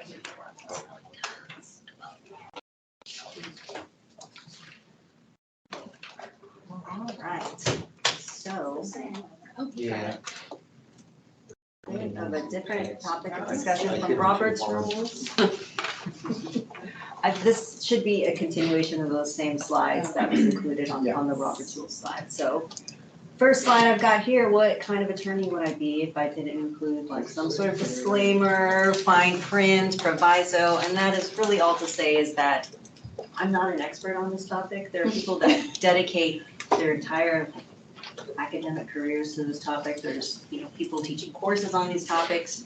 I think my goal here was to make sure that you all had a beat on what is happening in the industry, have some information on the topic, and so that for you all as policymakers, you're making informed decisions, and then you also have at least access to some of the resources available if you have more questions and have more information. So to that end, I'm gonna be moving through some of these pretty high level, pretty quick. I'm not gonna know the answers to very specific questions, but I'm happy to take them and look into them if you have any at the end, or at any point. But just kind of qualifying this part of the presentation, a lot of high level, a lot of kind of grouping of information, because it is a lot. There's a lot of studies and everything that have taken, cover years and really just 12 millions of appraisals have been sort of covered in these studies that we'll talk about. So moving on, I've kind of have an outline of sort of how I've broken down the presentation, just kind of a general overview of the issues. We'll talk about some of the key studies, and I say key because, I mean, they're kind of the big studies and the ones that have been, I think, serve as kind of the basis for the industry's response. So we won't be all the studies, but I'm gonna cover a few of them. And then, have a section on, like I said, the response. What has been the response in the industry, the government, and sort of the powers that be to, the information and the data on bias and discrimination in appraisal. What more changes do I anticipate, what's to come? And then finally, what does that mean? What does it mean for the board? What have we done? And what are we looking to do moving forward?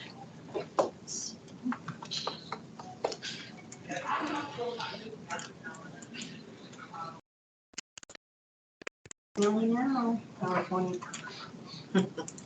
All right, so the first bullet point I have here, like the issues, is the wealth gap, and sort of keeping it high level, because there's a lot of this I think everyone sort of understands generally, but the wealth gap is really referring to, the difference in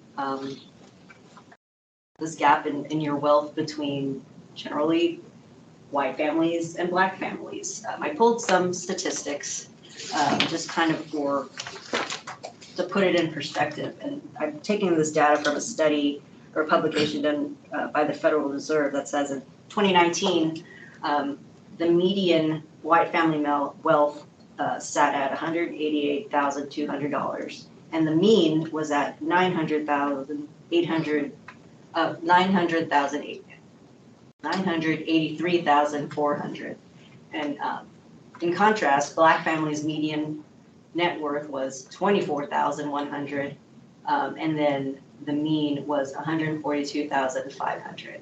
And so there's this disparity, but it's also something that's compounded generation after generation. Because if you don't have the wealth to pass on, you don't pass it on to your children and so forth.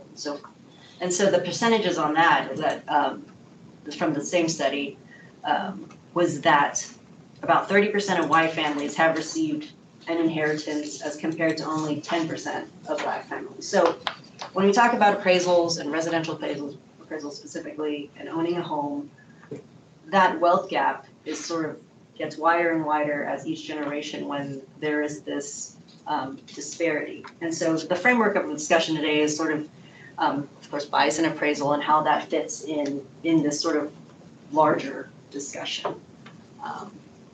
The next. And I would say too, I think that the importance of this discussion is for all of us at this table to have the literacy necessary to have these conversations, right?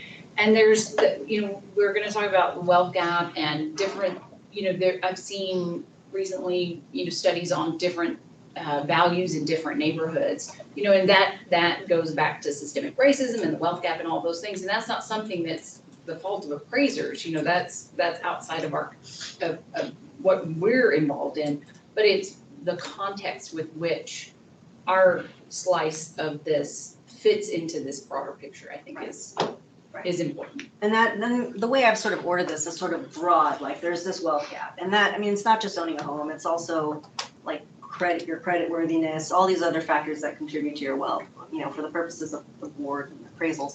It's sort of, like you said, is limiting that discussion. So that's sort of that broad prong I have on here. The next thing I have is systemic bias. And that's sort of another term you'll hear. It's like institutional bias or institutional racism also that's been put out there. And that's sort of, it really refers to how a process is structured. It ends up spitting out a tendency to spit out a certain result. And sort of the examples that I have below is what I've called an appraisal gap. And I think this might be the study you're referring to, where there's a tendency in Black and Latino neighborhoods to have the value of appraisals done below the contract price. No, I want to make it a real clear distinction here. What I'm talking about is not the appraisal gap. It is that in this zip code, you have a majority of people of color, and those values are lower for a 2,400 square foot house than they are over here, just because of location preferences and systemic racism and decades of that prices are there, not appraisal. But I do also want everyone here to understand what we're talking about with appraisal gap is on the 104 1004 form, there is what is the contract price and what is the appraised value? And that is something that has been documented that for, I don't know what the parameters are. I don't know if it's either a borrower that is a person of color or if it's in a zip code or what I know. It's the neighborhood, from the research I've seen, this, a lot of times it's a neighborhood that is predominantly made up the people of color that's happening with. So we're talking about by zip codes or something else, but not by borrower. Sometimes it's borrower too. I mean, it's been some I'm reports wondering on how that as they, well. oh, okay, so they, But, so what, from the research I've seen is when, appraisers are going in, if they see that the house is owned by a person of color, they tend to lower the value of that home. When they whitewash it, is what they call it, and take all the African American pictures off and put white families in, which a lot of people do that. They've seen the appraisal value, the appraised value go up. So that's one of the issues. The other one, I think too, and I've been reading on this stuff for a little while now, I think also because we don't have enough diversity we know we don't have enough people of color that are appraisers, right? And so what happens is, I think if an African American goes into an African American neighborhood that has historic value and that's been there for years and they know grandmama and cousins and aunts and all this stuff, they value that neighborhood at a higher rate than someone who's not familiar with that community, okay? So I think that's some of it too, is the people that's going into the neighborhoods, they are devaluing it because that's the historic thing that's been done in that neighborhood. So they look at comps and what other houses are sold for, and they're all lower. And so they have to come in around what they feel is appropriate for their neighborhood. But if you're a person that knows that neighborhood, knows the history behind that neighborhood, you're gonna value it what you feel it's actually worth. You know, for example, okay, I grew up in Tulsa, Oklahoma. My family grew up in Greenwood, which is where the Tulsa race riots were, right? So, and my family still owns homes all over there. My great-grandfather owned a barbecue place that got burned down during that massacre, okay? So that neighborhood and all the homes around it, people of color see that as a huge value. Like, we really value that neighborhood and financially and otherwise. But I think someone from the outside coming in, they're not gonna see it that way. They're just gonna go based on the data. right. Does that make sense? Absolutely, and that brings into an interesting point when you talk about market value as a typical seller. So maybe Right. this was the house that your grandmother grew up in and you personally you're not typical. But if the whole market, if there's a segment of the market that would be considered typical, then that has to be considered if they all value a certain, So for example, that same neighborhood, that historic neighborhood that is 100 years old, that we went through all of this where they burned down the whole neighborhood during that massacre and the race riot, and we built it back up, the communities built it back up, all of this stuff, all of this history we value. If an African American who knows that history, I don't care if they're from Tulsa or not, if they want a home in that neighborhood, they're gonna pay top dollar for it because they have value for that neighborhood. They know the historical value of that neighborhood. right. Versus someone outside of that neighborhood coming in and just seeing it as a 25 square foot home. Right. Right? Yeah. So that's part of the issue too. Yeah, so again, to make sure that we're talking about like literacy and vocabulary here, appraisal gap specifically is based on metadata. And it is, again, I don't know the parameters, whether it's by borrowers, identified race or ethnicity, or if it's by zip codes in areas of majority minorities. That is what we're talking about when we use the term appraisal gap. It is the metadata of all the appraisals where we see how many times do they come in under contract price. And that was the point I was trying to make in the systemic bias, is like that appraisal gap exists. It exists aside from race, but there's studies that I'll kind of talk about in the next few slides that show that in predominantly Black and Latino neighborhoods, that gap is more common or is wider, and as those neighborhoods become more Black or more Latino in their concentration, that gap is even further. Yeah, which I wanna make sure we differentiate between anecdotal things where you say, I Right, have one and that's- appraiser who comes in and does one thing, that's cause what- that's like a anecdotal, but this is And hard that's data. what I kind of have the next prong, is the instances of individual bias and discrimination, the allegations of that. And that's what you've talked about with whitewashing. I have 2 appraisals and 2 significant differences of value. You know, you've got, as you stated, you know, there's examples of the first appraisal is 900,000, Right. next appraisal is 1.5 million, or it's like 100% difference Yeah. in value. And so. And you could and argue, that's well, that's 2 different appraisers or and whatever, but this is hard data that you Yes, can't, and it's so- irrefutable. And that's one of the points I want to make, like the systemic bias, that's something that is just like, there's something about it that it's gonna keep spitting out this data regardless of these individual instances. Right. Like, there's something in how the system is constructed that is making this result happen. And so I don't wanna, you know, discount any of the reports of these, you know, the 2 appraisals, 2 different results, because as some of the studies showed, that was like the impetus for people to start looking at their data, this, or why these other studies got started. So you know, I can talk to any appraiser and they'll tell you like, no 2 appraisers are gonna come out with the same value. There's all these different reasons that have nothing to do with race or protected class that can result in 2 significantly different values. And so I'm not trying to discount any of that, but at the same time, you know, I just want to put it in perspective with everything else, that it matters because it has made people look at their data more closely, and it's sort of, it really just puts the light, like, these are the people that are being affected, this is what happens. And so it's not just numbers, it is like, these are human beings as well. Yeah, So- and it's not just the human being either, it's the generation that's affected, okay? So first thing, we know we're not gonna all fix this today. We're not gonna fix this in the state of Texas. It's not gonna be the one that changes the whole country and how this is happening. But we have to realize that it's not just Stephanie Robinson lost $100,000 on that house. It's Stephanie's kiddos, Raylan and Reagan, can now, they're not gonna be able to have that passed down of generational wealth. And so, as other families would. And that is a true issue. That happens, that is a true issue.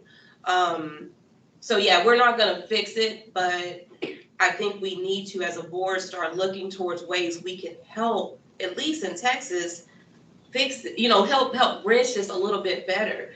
Because we talk about it, which is great, because awareness is the first step, but I'd like to see some hard action. I mean, like, I don't know if it's our role to recruit people of color in our industry in the state of Texas, but I think there's value in that.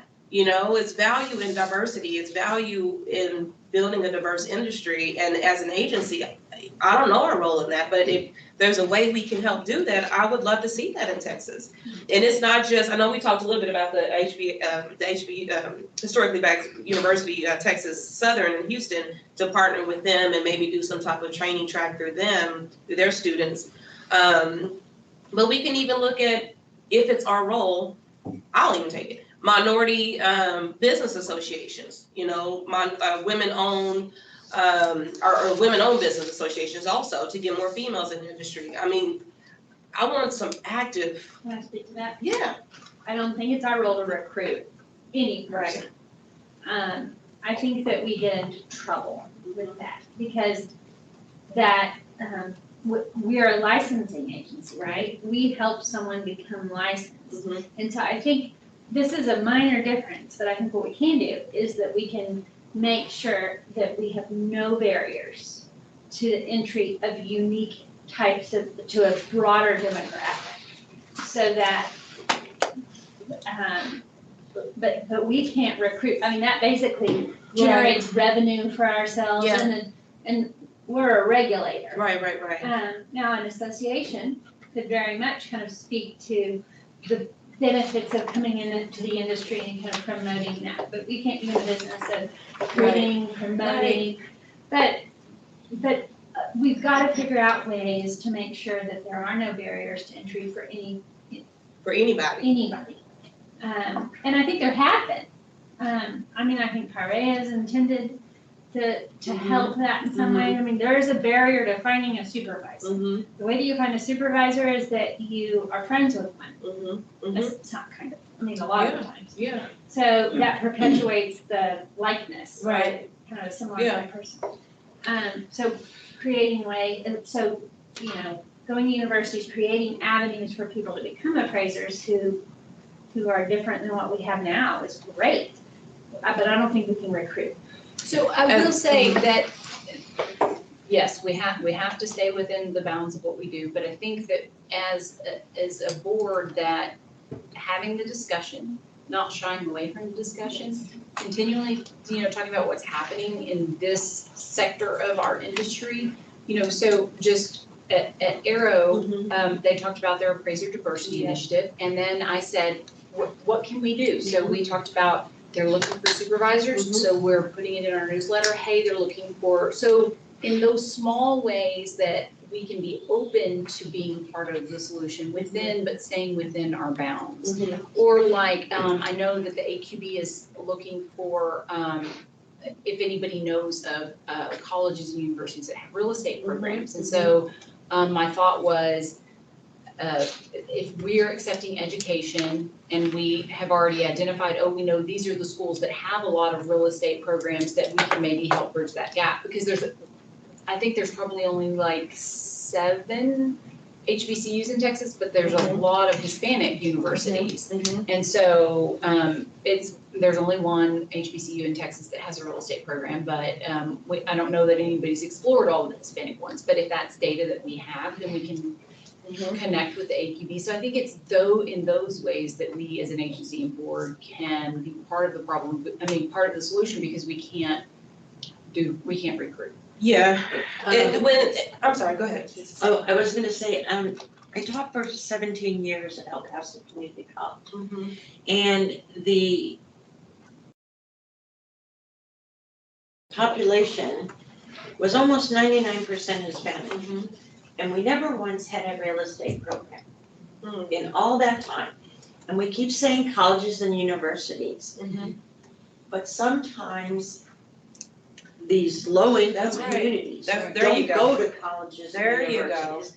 They That's go so to true. community colleges while they're working. Yeah, And I think that that's a great. if we maybe would reach out to community colleges and just say, have you ever thought about?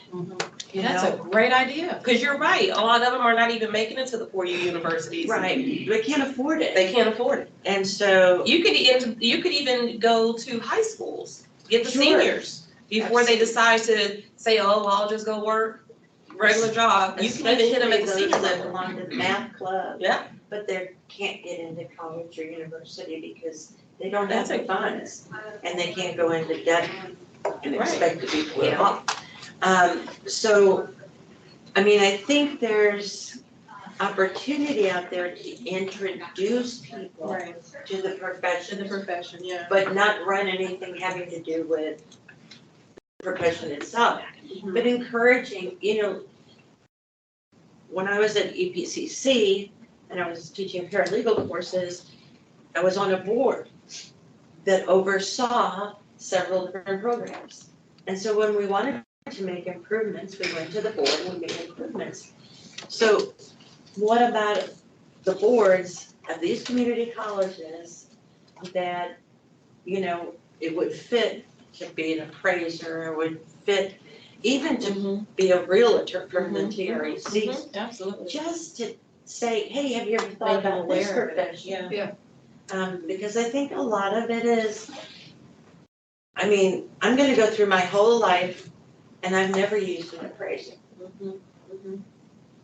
So there's a lot of people out there that don't even know what they are. That's true. And so I'm thinking, bring it down to where the people are.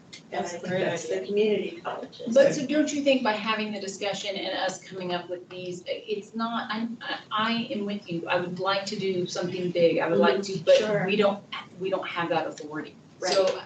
So what can we do? But what about the fact that as a board, it is our job to protect consumers? And part of those consumers are people of color. So would that not fit? Would our actions not fit within the realm of protecting our consumers who are not being protected right now? Not saying recruiting, let's not call it recruiting, but if we make people aware of the profession, So wouldn't that be protecting would have to be under the umbrella of enforcement, right? I mean, it's essentially protecting is that part more than licensing, I guess. proactive protection? Can I bring up something? Please do. Maybe as a board, and I don't know, maybe I'm running down this trail way too fast, but maybe we identify the disparities that we see. You're talking about introducing real estate courses and appraisal courses and things like that to community colleges. I substitute taught at Weatherford Community College where they taught Yeah. real estate principles. We don't have it in Okay. Augusta. But at the same time, AQB says, well, if you're gonna be state certified general, you must have an undergraduate degree. And if you don't have an undergraduate degree, then we're going to then require you to demonstrate to us all this experience that you have that would substitute for it. Then you have people that graduate that are history majors, they have a change of heart about their profession, they want to become an appraiser. And we say, okay, now if you want to be registered as a state certified general, you have to have 300 hours of core courses, and you're going to have to basically pay for another graduate degree to be able to conduct this profession. Right. On the flip side, we have these federal agencies that are in charge of homes, financing homes. We have complaints filed by them that I have seen where they said, well, so-and-so overstated the value because they got out of the neighborhood. So now it's just like, okay, well, wait a minute, this is a very small town, maybe they tried to find the best comps they could, but no, they got hammered because they violated a Fannie Mae rule. Right. And so it's not just, it's prevalent everywhere. Oh, for sure. And I used that little metaphor earlier before you got here, when a door opens, another shuts somewhere. And there are so many open and shut doors around here, I don't know, I'm just trying to think, how can we best do this? Can we point out the disparities that are already currently existing between federal, state, colleges, universities, education? I mean, the list is long. That's why I say we're not gonna fix it. I mean, it's no way. This is too big. And I'll tell you something But we else should, too, right. that is occurring right here in Austin, Texas right now. I have no one on staff at a state salary level. I don't care what color they are. They are not gonna qualify for any home here in Austin, anywhere. I've got people that are renting houses with 2 and 3 people in the house so they can afford to rent. That is how far out of reach the housing market is in Austin, Texas. And it affects everybody. And as you can see, I'm pretty passionate about it because these are my employees. Is there anything wrong with like going to the Realtors Association locally and just telling them about the Texas Appraiser Certifying Licensing Board and telling them what we're doing and our concerns with the industry as a whole, not reaching those diverse enough? Is there anything wrong with us doing that? As board members? As board members? That feels recruiting, doesn't it? No, I'm not recruiting, I would be educating them. Yeah, I think it probably depends on how you did it, what the motivation was behind it, but, I mean, my fear is if you kind of lure someone into the field, then there's a responsibility for them in that field. What happens next?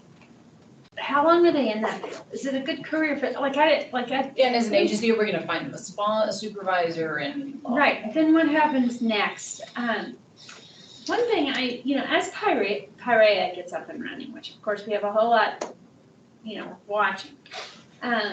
My fear is that it's gonna be very expensive. And so one thing I think we need to think about is if that could be a mechanism to reduce barriers to entry, then from a financial component, is there a mechanism for, could we apply for a grant that allows for scholarships for underprivileged people to use that? Or, I think there are ways for us to open doors. I think they come in time. I think one concrete thing we have done is on the reactive side, using the Workforce Commission for these bias complaints. I can't overemphasize, well, that's a big deal. And we received a lot of attention, even among the appraiser industry across the country. They all kind of wanted in on that. Well, are they gonna offer Pell Grants or federal? There are grants out, I'm trying to think of, there are grants out there that or scholarships or something that they're gonna be offering.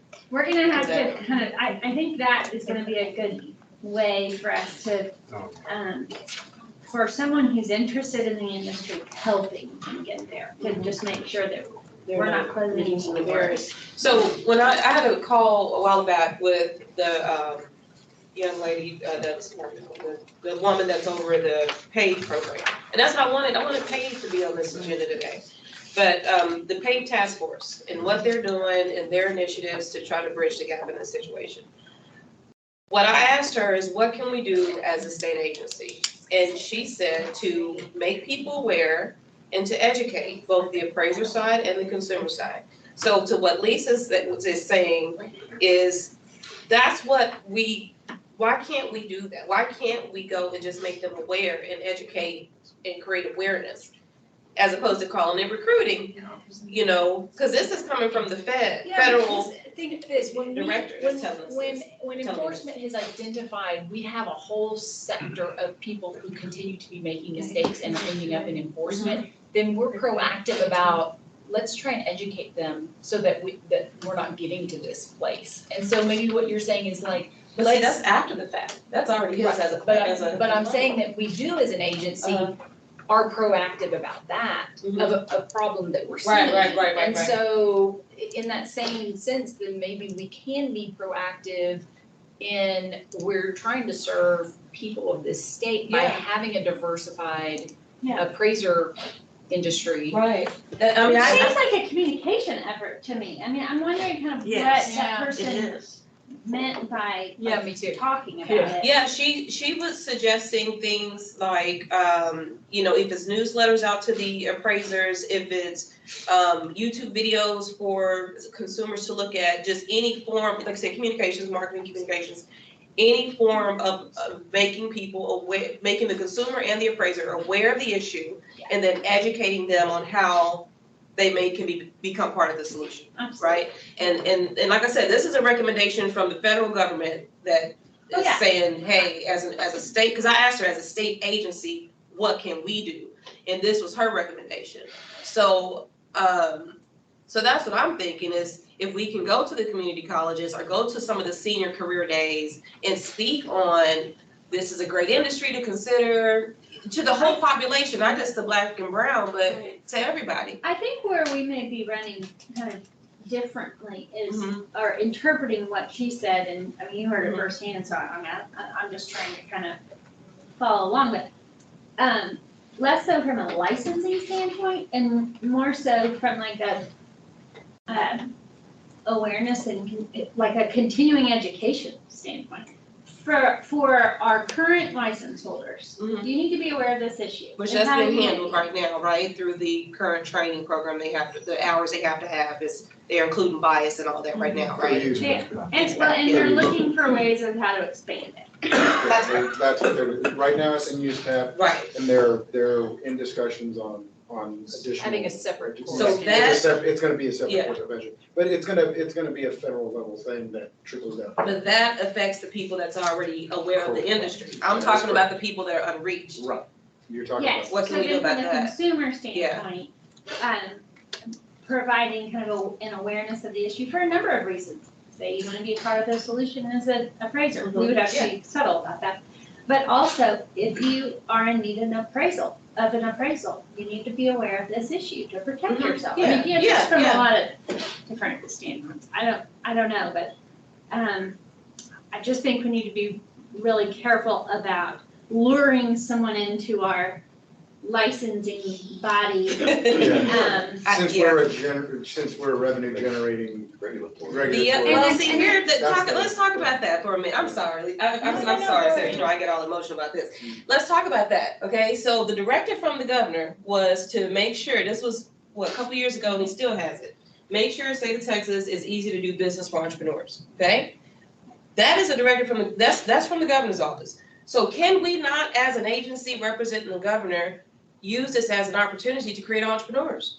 I mean, again, I'm not trying to recruit, but it is still along those lines of agencies making sure we reduce barriers and educate, make people aware of the opportunities to do business in the state of Texas. I feel like the directive was more through your laws and rules, lower the barriers. All right, I was stretching. I'll try. Well, I agree with, yeah, and so I And think we've we done some of have that to too. just continue to, we have to define what can we do as an agency.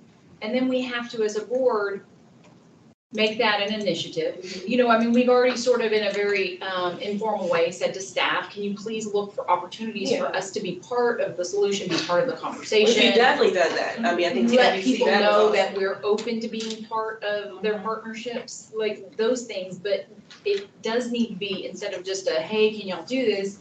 Maybe as a board, we make it more formal and say, within these bounds of what our purview is, we would like this to be an ongoing thing. We want a quarterly report on what's happening, you know, something that is quantifiable. Yeah, quantifiable.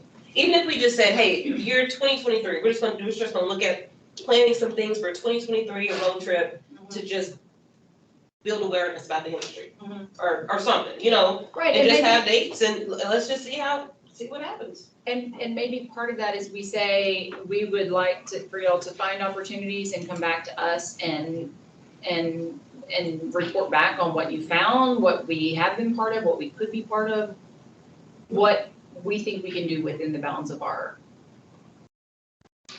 our role is here. Yeah, within our roles, yeah. I can reach out to the people I've been working with at TWC because I think they have relationships with a lot of like HUD and other states too, so I can see what they're doing. That'd be awesome. There. But we probably do need to set some sort of question that anytime somebody identifies something that we ask a question, does this fit in, do you know what I mean? Like a question that tells us yes or no whether this is appropriate for this agency to be doing. Sorry. I wish it was really black and white. Definitely in the gray area. Yeah. Well, I think education is vital, not only for the consumer, Agreed. but for the appraiser. The education of, this is what happens if you mess up for it. This is, you know, and we're not saying anything. I mean, you're just informing the public. And I think that's really important. And it has nothing to do with licensing. It has to do with the profession and the protection of the citizens. That's all you're right, Stephanie, we're not gonna solve this. In my whole life, nobody's solved it. And I've lived a lot longer than you. And it's very, very pathetic, and I hate the fact, but we have to deal with what we have and our tools at hand. And I think education is always the answer to things. Education falls under us. Yeah, but I respect Chelsea's position too, though. She's Sure. thinking about that. We're both state agencies. This is regulatory side, I'm income producing side. I can recruit, I can lure, but at the same time, if that person does not work out or Right. fit out, I'll say, well, that's the third time that you flunked the income approach. I think you need to sit down and have a hard conversation, see if you're cut out for this work or not. You may need to find another profession that is more in line with. Well, I had With to your do that for some of skills. my paralegal students. Yeah. When you can't read, you might want to Yeah. go into the law area. That helps, doesn't it? Yeah. Yeah. So I can see there's differences. Yeah, no recruiting. It's not recruiting. It is education to our industry. Our consumers, I'm sorry, go. No, it's okay. I just wanted to piggyback on that earlier, the discussion about getting into community colleges and schools, and let you guys know that on the real estate side, that is just starting to happen. I had a meeting with the TEA, Texas Education Agency, cool. several months ago, a year ago, and also Dripping Springs School District. And so Awesome. they have set up now, we have 2 high schools and Ford High School that are offering pre-licensing for sales That is agents. awesome. So I just wanna say that I think that it takes a lot of time to get Yeah. there, but I feel like there is some groundwork that's being laid. Oh, that is really good. I didn't know that. Just a little ray of hope that if that could spread through to the appraiser, pre-licensing. Appraiser's a little more challenging because the Yes. education is far more expensive. Yeah. And so, and then there's AQB approval Right. required.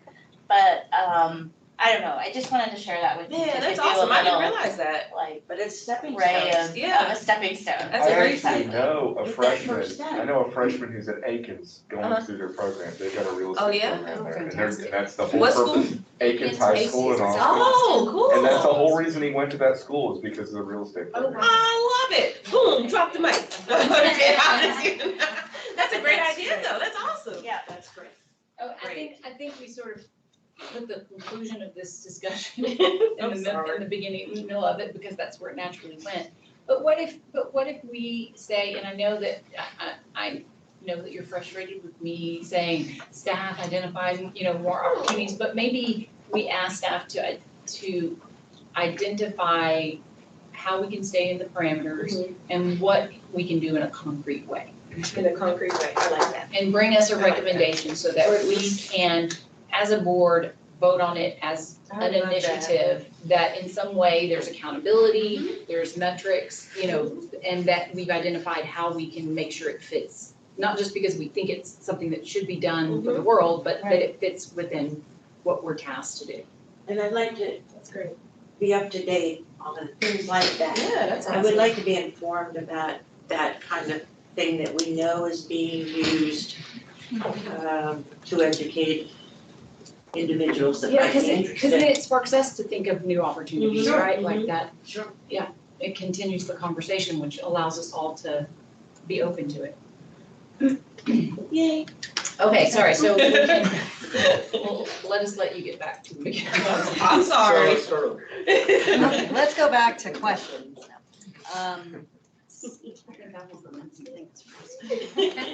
Keep going. So I think we're pretty much done with this slide. If I can skip over, the last thing I had was diversity in the industry. That's not anything new to anybody.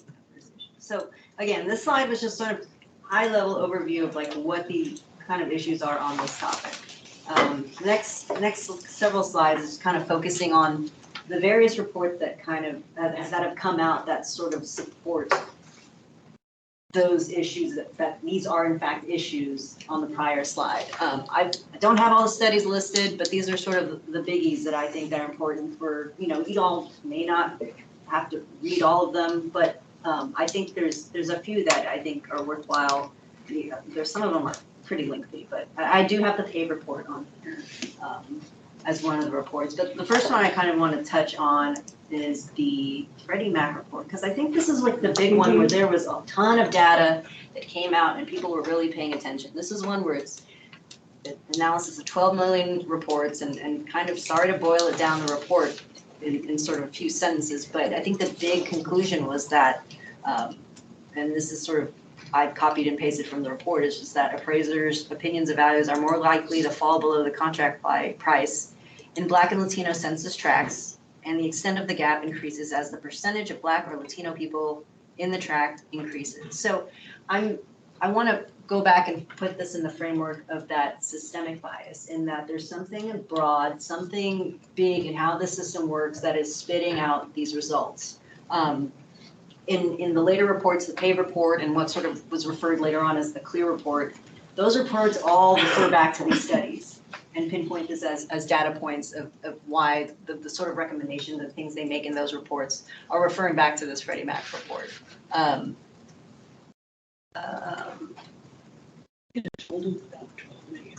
Yeah.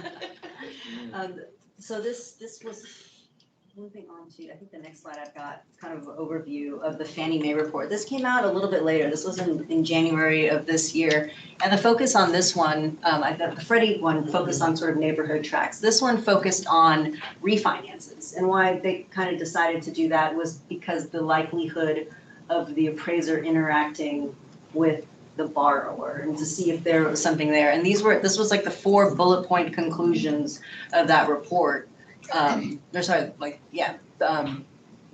Black borrowers on average, they had slightly lower appraisal values relative to the AVMs. And that's sort of, if you could distinguish this from, the news reports of the 2 appraisals, 2 different values. This is Fannie Mae comparing it to their own sort of computer spit out of what the value should be. The other conclusions was sort of the opposite. There seemed to be sort of overvaluation of white borrowers in more predominantly Black neighborhoods. White borrowers were more frequently overvalued than those by Black borrowers. And I think there was sort of a regional component to that. A lot of the states were in the South where that was taking place. And so my goal here is just kind of give you a brief overview of these different studies. I have a slide at the end that has links where you can download these if you want to look at more closely. Next one I have. This is what sort of referred to as the clear report. This one I think is like, if you're going to read a report that kind of gives you a comprehensive overview of the history of the issues and kind of consolidates all the data of all the reports, I think this is the report to take a closer look at, because it's not looking at the data of appraisals, it's looking at that construct that I was referring to, like how does the appraiser regulatory system itself contribute to that wealth gap, contribute to that difference.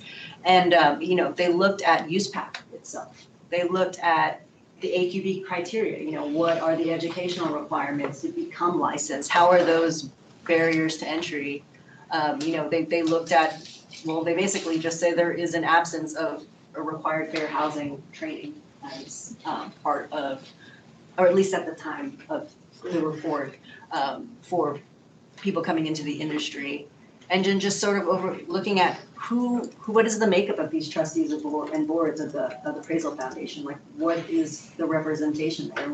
And what is their selection process for candidates to serve on these boards? And the report was pretty critical. It is, there's not diversity on the board. There's not a place where people in the consumer protection industry can kind of have a voice. They talked about even the exposure draft process of, we're going to make this change, we're releasing an exposure draft. It isn't the same way that we do like a notice and comment where it's supposed to be sort of modeled after it, but they're sort of critical of that process. Like, how can you really get input from the industry, from consumers, if that process itself isn't as open as it could be? So that report, I think, is a really good place to take a look at some of the issues going on, because it really just from top to bottom sort of talks about what I think is those instances of like that institutional sort of bias of why the system, the way that it is spitting out these results. Well, and I think that if I recall correctly, at Arrow, they did say to the last bullet point here that they have either changed it or are in the process of changing how they so we're talking about like the people who sit on the AQB board and the ASB board and all those people. And I think in the past, it was like, do you know somebody? Do you have a friend? And they realized that then you have a very, like everyone looks like each other. Right. So they're now going to actively recruit people of color or to try and get some diversity on those boards and committees. I think that's already, am I remembering that correctly? They did have that, and I do have some of their slides in the next sort of section of sort of what has been everybody's responses to these reports. The last report I wanted to touch on a little bit was the PAVE report, and that was the one where, I think it was back in 2000 when it was sort of the impetus to sort of make this study or investigate ways that we could make that wealth gap, address that, have things be a little bit more equitable. There was the PAVE task force that was established, comprised of about 13 federal agencies that sort of have an overlap of appraisal, home lending, regulation between HUD, regulating fair housing laws, regulating Equal Credit Opportunity Act, just making sure that all these regulatory agencies that have sort of their finger in the pie, like what are they doing? Are we consistent? And so the paper report came out in March of this year and had very specific bullet points of like what, at the federal level, what sort of reforms can be made to sort of address this. And a lot of that has come out in reforming the guidance documents within those agencies, how they approach like investigating allegations of fair housing, just making sure that everyone's consistent, we know what the other hand is doing, and then kind of tackling it all together. And I think some of the bigger takeaways are the things that they sort of, were directed and is, keeping track of data. That's another thing that the tracking of information that's sort of paramount, because that's how you sort of address the problem, is when you see there's discrepancies or anomalies, that's something you need to dig into. And so again, I think a lot of it's just like really tying down that collaboration between federal agencies and making sure they're all in alignment with trying to address the issues. The last two, I have a little bit more information on the next section, but it's just sort of, they sent recommendations to the AQB and ASB to like look at your rules, look at everything you're doing and see what you could do to reduce barriers to entry.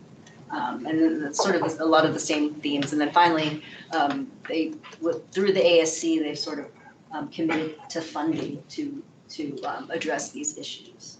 And so I've kind of spit out very briefly all these reports that have come out, critical of the process, pointing out data points of whether or not, there isn't actually, whether there is a problem or there is an issue.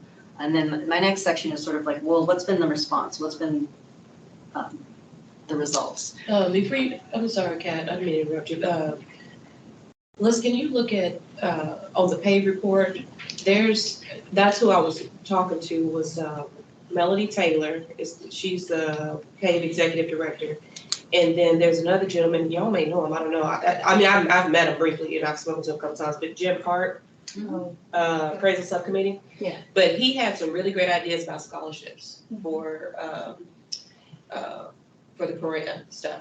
And then also, I believe Melody Taylor mentioned California and then another state that was actually doing some programs they're doing specific programs to try to address this. So I don't know, there may be some ideas. South Dakota and Mississippi, is that sound right? Mississippi sounds right. Yeah. They both have different programs. Okay, I didn't hear about South Dakota, but I think she mentioned Mississippi. So those may be some folks you can talk to at some point, but And we have had opportunities to do that. Our big hiccup is the need for grant funding to do it. And so we've kind of said, when we know we can apply for those grant funds. Oh, for the scholarship part, or For all of it. For all of it, yeah. okay. Then we're gonna start spending our staff resources to just explore it. I got It's you. on our Okay. radar. We talked about the grant stuff earlier. Okay. Yeah. Okay. We were wondering if that was it for the grants or something, but they had discussed that they're still waiting for the grant person. Grants directory, want Grants to directory. apply, they've said you can't apply for more. Yeah. But, wait till we have a director and then maybe. Okay. They've And been without a director for a For a long while. time, haven't they? It's been a bit. It's been a while. They have the interim. Claire's our old policy manager is their interim. Okay.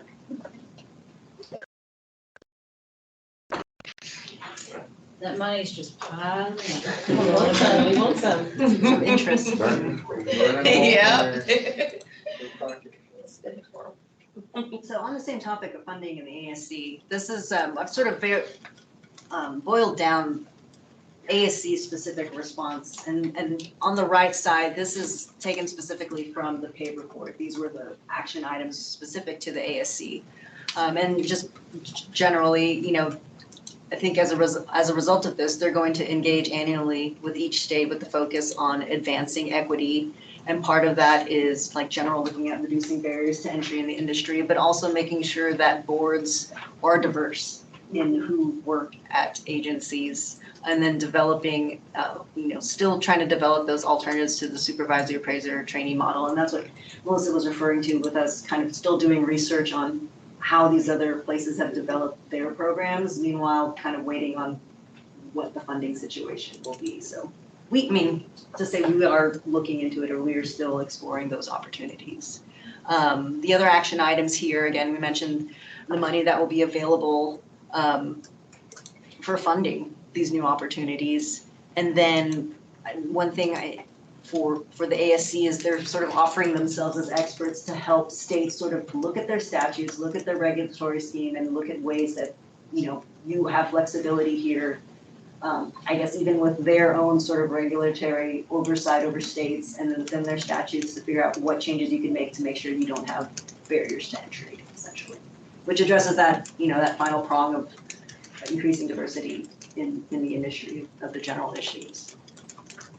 Well, so under that middle action item, that's sort of our federal directive, isn't it? They're gonna make $3.3 million available to states to support initiative approaches, so. It seems like it's there. It's sort of the fine print of like, how does that work when we've already been receiving funding? How does that work when their director isn't in place? That's sort of kind of the question marks for us. But it seems like they're highly motivated based on this whole thing. Seems like it's coming. Yeah.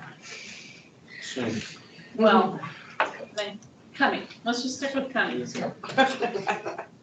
We're in government time. Right, is this a verbatim, this little blurb? The bullet points on the right are directly from the. It says this may include alternatives to the supervisor training model, like I think they're AQB referring. is just gonna, what? I think that's pirate. I think that's Pyrea, but then it also could be those Mississippi, those other alternative programs, potentially. I see. I'm emailing Claire as we speak. Just because if we had some clarity on that, like, are you saying you have $3.3 million to give in grants, and there's 7 states that actually have some people who know how to apply for a grant? So that puts Texas, right? And so let's have some of that money, and can we give it away in scholarships to, Sounds like that might be the idea, potentially. That could- That's one of those things of like, what are the limitations at the federal level? Like, what can they do with funding, or Right. what is? I think that's what Jim Park was trying to tell me. Like, I think that's what he was saying, is that a lot of that money can be used for For scholarships. stuff. But yeah, that'd be great, that'd be great. Well, because, that's our federal oversight agency, right? So if they're telling us that that's what they want us to do, then I think we have. A way to do that. Okay. So what I'm assuming is that's what they've written, and then the grant person has to come in and put it in all formal rules and regs and figure that out, so. So they haven't gotten to that part yet. Well, they don't even have the grants person. Yeah, they need the person first. Okay. Coming. Yeah, coming soon. Okay. So the next slide I have is just something that, Madam Chair, you referenced earlier with the efforts to kind of increase the diversity at the foundation. This is a slide, sort of the foundation, boiling down what the foundation's response has been to these reports and what they could do to increase diversity. They've retained the Roman Colfax, which is the civil rights law firm that's advising them and looking at their processes to make sure it's fair, or, you're not closing the door on a diverse staff or members of their boards. One of the things I thought was significant is they've created a council to advocate for residential equity care. And that's the one that's supposed to have a lot of consumer protective input, and sort of have a specific spot for, folks that haven't had a chance or haven't been as vocal, for them to speak. And that's really to advise the 2 boards, which is ASB that governs use path, and then the AQB that governs the criteria. And that's another spot there. And then all the staff members are required to take DE&I training. And then I think one of the biggies is that review of the ethics rule in use path. And I've kind of combined Appraisal Foundation, I kind of combined the 2 boards and what they've done as kind of the Appraisal Foundation as a whole. But I mentioned how they've done the exposure drafts. They're making sure that, there's enough time for folks to comment on the drafts and what changes are being made, make sure that, people have a seat at the table to be able to chime in. And then, along with the federal government, they're also doing a lot more monitoring of the data. They're starting to monitor demographics a lot more. And then, of course, like Perea sort of is already in motion, and it sort of re-emphasized their commitment to finding alternative pathways for experience and exploring, whether or not that college degree is required, or if there's an alternative pathway to not have a college degree to go from that licensed residential. So that's still up for discussion right now, the college degree part? Yeah, that's not, I don't know what to call, that wasn't one of the things that was sort of discussed on the next draft, but the first thing I think they're trying to address right now is in continuing and qualifying education, the fair housing, and bias and discrimination topics. So those are sort of the things, more concrete things that have happened now, this is sort of a slide on like what we anticipate to come moving forward. I mentioned the qualifying education and continuing education and the changes to use path. I think those exposure drafts can come out at any day now. I know we have an item later on that was intended to discuss those had they already come out, but those are gonna, they said by the end of the year, which today is December 1st, so they've got what, 30 days now to release them.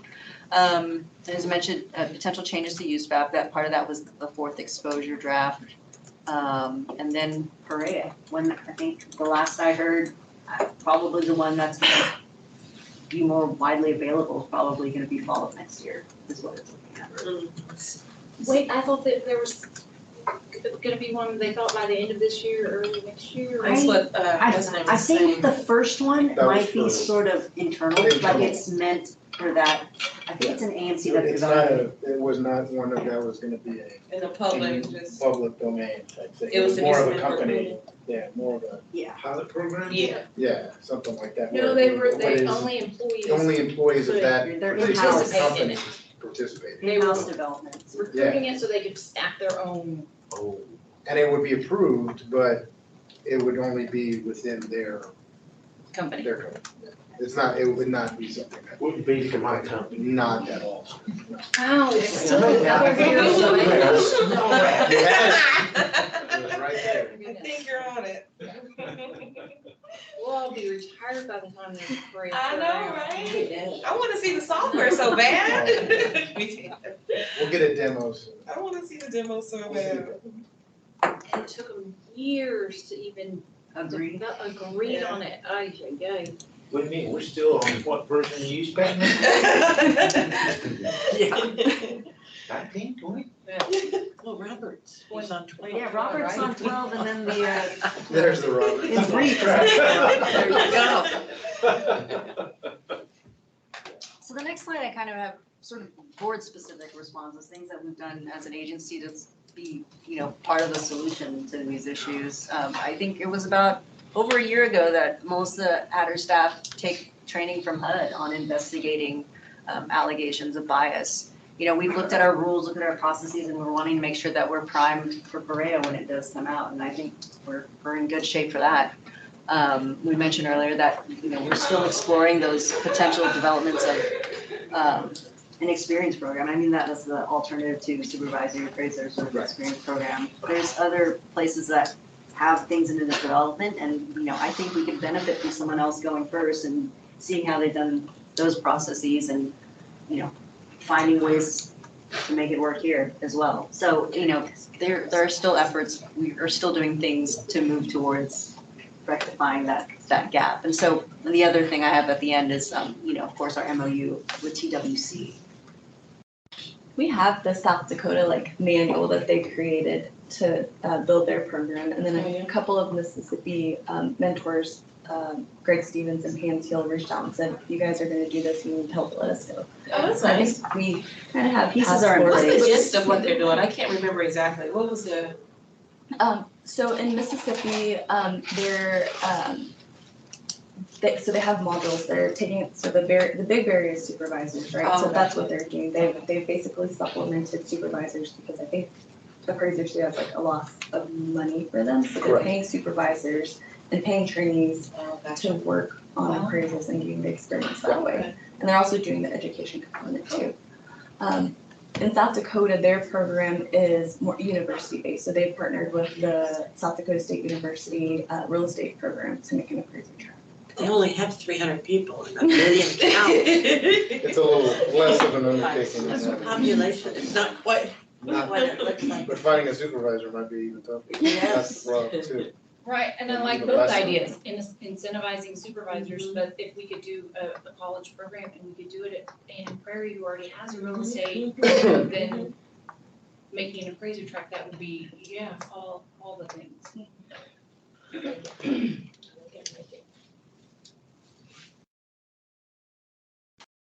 Just waiting on that. John, do we feel?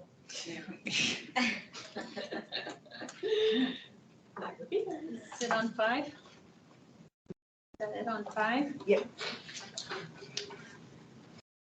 All I have, I just, at the very end, got the links to all the reports, so it's. Thank you, easily Kat. accessible.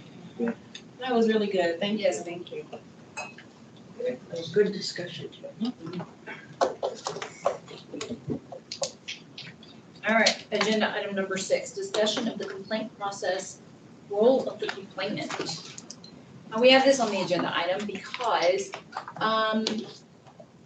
as the chair of enforcement, Chance gets a regular report on the surveys that we send out. Now, who do we send surveys to? Who do we survey? Complainants, respondents, new license holders, or applicants? And then mentors and mentees. And so, he shares those with me on occasion, and what we were noticing is that generally consumers who file a complaint against an appraiser are dissatisfied with the outcome or the process. They don't seem to have an understanding of what their role is in the process. They think that it appears that they think that they are on the team in some instances. Like more active. They don't seem to understand that generally that complaint is their one and only opportunity to provide information. I think that they think that opening it up and then that someone will call them later and they'll get to tell the whole story. And so when we're seeing these, there is the public that is interfacing with the agency is dissatisfied and thinks that we're not doing our job and doesn't understand the process. And so we have to figure out how to educate them so that they understand that we are in fact doing our job, but that they're not, what their role is in it, if that makes sense. And so I asked Kat to pull some of those survey results so that you could see just sort of the prevalence of these comments from the public, from the complainants. Love being your assistant.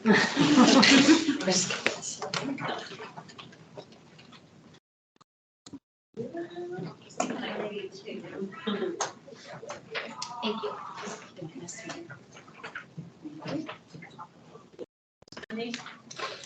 Oh, I wrote it on an hour and a half. Yeah. I'm trying to get some coffee. Do you need some You coffee? needed that sweet tea.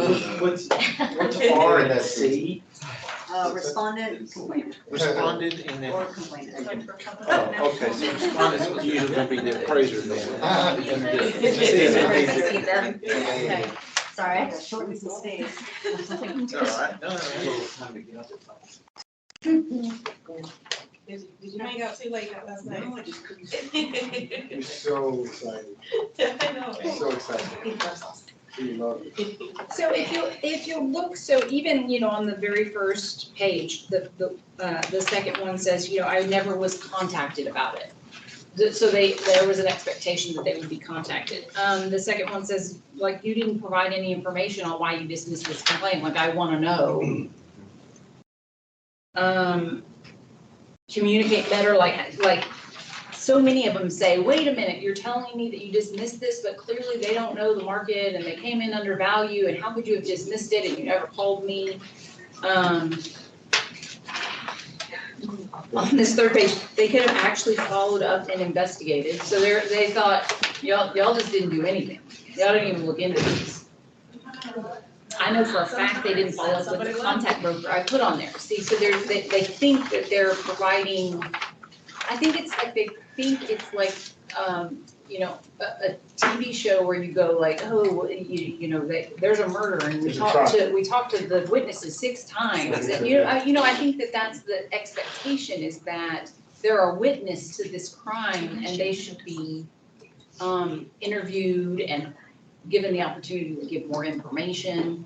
And so what we want to figure out as a board is this communication we're having with the public, how do we explain it to them in a way that makes them feel like we are responsive, but also lets them understand the parameters of due process and how an investigation goes and why sometimes it's dismissed and it's public, you know, discipline, and how if there could be discipline that's not public, but there's still discipline and they might not know about it, or how, you know, how do we convey it and what is the tone?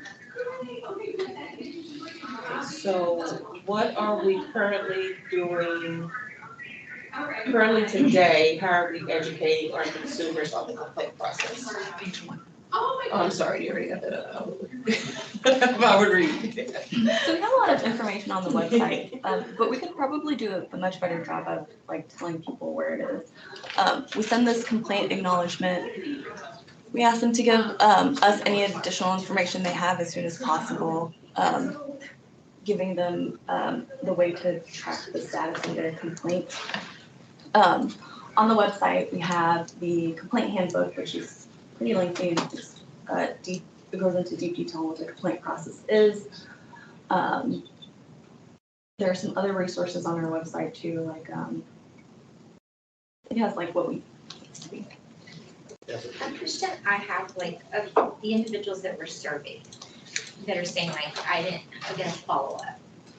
Are they potentially individuals that are not using these resources and they just expect someone to pick up the phone and call them? Or? I think a problem is like the timing of when we send the survey, because we send it when the case is closed. So they are getting that Happening. communication from us, that The this, survey. this complaint that you filed has now been closed. Here's a survey, how did we do? I do. And they're like, wait, it was closed, you didn't call me, what happened? Did they Right. get disciplined, like what, like, But wait, what That, do you mean? right, and that's what I'm saying, like, so they can track it as it's moving along, but maybe they're Not really doing- track it, it's more just like, it's still open, right? It's not like we've talked to the appraiser, like there's no, And not like- it's not that No, detailed. Right. because you can't, they send you an email and they say, hey, I sent this 2 weeks ago, where are you? It's still open for investigation, is all really they can say. You can't really say, well, we've interviewed this person, we've Right, interviewed this person. right, Yeah, it's very vague because it's an investigation. and so that's what I'm You can't saying, really I get think into that it. maybe they're upset. Yeah. Because they're Well, not yeah. being told everything, which tells me that they think they're part of the team. right, And how do we, They're also upset by the outcome. for sure, a lot of the time. I mean, if the outcome isn't what they want, then their survey is negative. If the Right. outcome is what they want, their survey is positive. So it seems fairly ineffective. I'm sorry, but this notice to me is totally insufficient. Oh, yes, if you scroll down to page 2, we created a mock. Okay, great, because I would be exactly like everybody else if I got This this. should also be in your materials on your tablets. It's called complaint notice, so if you need to bring it up. So I understand that there's a place that they could go to that, here's our complaint process, and it's probably pages and pages long. Would it be almost like just a short bullet point, here are some potential outcomes? This could take months, maybe even years, not typically, but it could take months for resolution. Just let's just put that out there Yeah. as one thing. I think what we try to focus on in this letter are the common complaints. Like we're trying to let them know what to expect when you open the complaint. So like you're probably not gonna hear from us. If you want us to know something, tell us as soon as possible. What we do, so like a summary of our role and authority. Oh, this is the proposed revision. This is not how it reads now. Gosh, I'm blind. Sorry, I forgot to say it was on the, Yeah, you have it on your tablet. You have it on your tablet. Yeah, but Oh, we we have have this. this. It's on your tablet, sorry. It's right here. It's in a complaint It's in that she is that blind. It's in there. Can you scroll? I thought this was down, second page. It's on the Yeah. complaint. Sorry, I rolled. You're out of order. Sure. I abstain. Are you refusing or abstaining? I don't know anymore. Okay. Oh, man, okay. Yeah, You got it? yeah, that's the. Okay. All right, so the first one is what we've been sending, and then the second one is what we're. And in the quotes, I did include the respondents also, just so you can see. How do you receive the majority of your complaints? They're all through. Yes, I do like Through that what? at the very beginning, we direct them to the overview handbook. Like, let's put that out there, it's a resource, if you wanna look at it, if you're super interested in the nitty gritty of it, that's there for you. Is the handbook thick? Like, is it? Let me see how many I pages. don't think it's all that long, and it's 11. Oh, okay, that's and okay. it's separated into sections really well Okay. to be So it's pretty easy to- clear of yeah. like, you're filing a complaint, here's what happened, so you can kind of scroll through and. Is it in Spanish, in English? No, Can we look at it in Spanish and English? Just in Yeah, we Spanish? actually are looking into doing Spanish translations of Yeah, that'd be great. things in general, Yeah. so that could absolutely be one of them. One thing we were thinking too is that we can, this is a PDF, that link, but we could put it in HTML on the website as well and break it up, because that's just another way for people to find it, and it can be more searchable, and especially if you're like doing an internet search, you know, if you did that, it would come up. So taking pieces of that handbook as it is now and adding even more information on the site and in these letters. So are we trying to just improve on the communication part of this?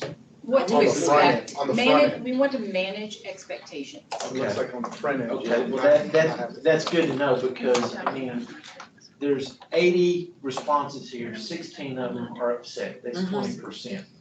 And that's a pretty good percent in my mind. You're not gonna get, I mean, there's still gonna be 20% people upset with this agency, regardless of how much we explain it, I guess is what I'm going. And I'm not mad, the people who say, I can't believe you dismissed it, it was clearly wrong, that, obviously. Yeah. But when they say, why didn't you call me? You didn't call the broker. Like, why are they expecting that to happen? And how can we manage those expectations so that they understand what the process is actually like, and you're not gonna get a phone call, and you're not gonna be called in on a witness stand, you know, that sort of thing. That's, Because it seems like they're confused about that. that's something that I think, there's no indication here that during the investigation, you will not be contacted. So, I would have assumed the same thing, that I would get to call witnesses, I would get to. That you would probably. You were gonna do it. I haven't bring a case like that, I'll be prepared. But then, you know, the consumer needs to understand that they didn't, that they're not the client. Most of the time, Right, most of the time, that's the other Right, thing. The right. user of How the report is, That's not how a complainant sees it. I agree. I know, but that's what they need to understand. Well, But if they're being negatively affected by it. Correct. yeah, they have a right to file a complaint, right. Right. but I mean, I think Yeah, I see where what it you're says what TALCB does, Yeah. summary of the role. We are an investigative body simply into the license holder. We will not be contacting, I think wording like that is really important. We will not be contacting you during the process of the investigation. You will be informed of the results with regard to discipline against, That's where I was going. and that's what it should say. Right, like we're not here as advocating for you, we're here advocating for the entire consumer Yeah, population We're of the not a state of civil Texas. lawsuit. Right. We are gonna look I at the like that. licensee Yeah, only. language. So when it says this the first bullet, you are in the complaint intake process. What is that conveying? I think we were just thinking about like, now we're gonna review for jurisdiction. Is this over a matter that we? Oh. So this is just like an outline, right? All of this meat is not filled in yet, but Okay. the first point is just, this is the jurisdiction that we have, so this is what we're reviewing for. I don't like that wording complaint intake, because that means maybe you're gonna call me again and intake some more. So this is exactly what I wanted out of this discussion, because Melissa is in it, right? She sees the trees, and we need the public members to see the forest, right? Because it's like she's using language that is her language that she uses every day, but what does that mean to you as a consumer? Well, Does that sound crazy? How can we use words that? What about if we say, mean you're currently reviewing? Intake equals input. I think that's what Your it said. submission. So I have Yes, more you're right. copy than this that I think would explain it better. Yeah. So this, like Melissa's saying, this is kind of the bare bones, like high level points that we wanna make. But there's plenty, to your points, that needs to be filled in to make it clearer what we're saying. I mean, everybody, but especially the public members here. Lisa, when you fill out a complaint, just tell us the things that you would want to know.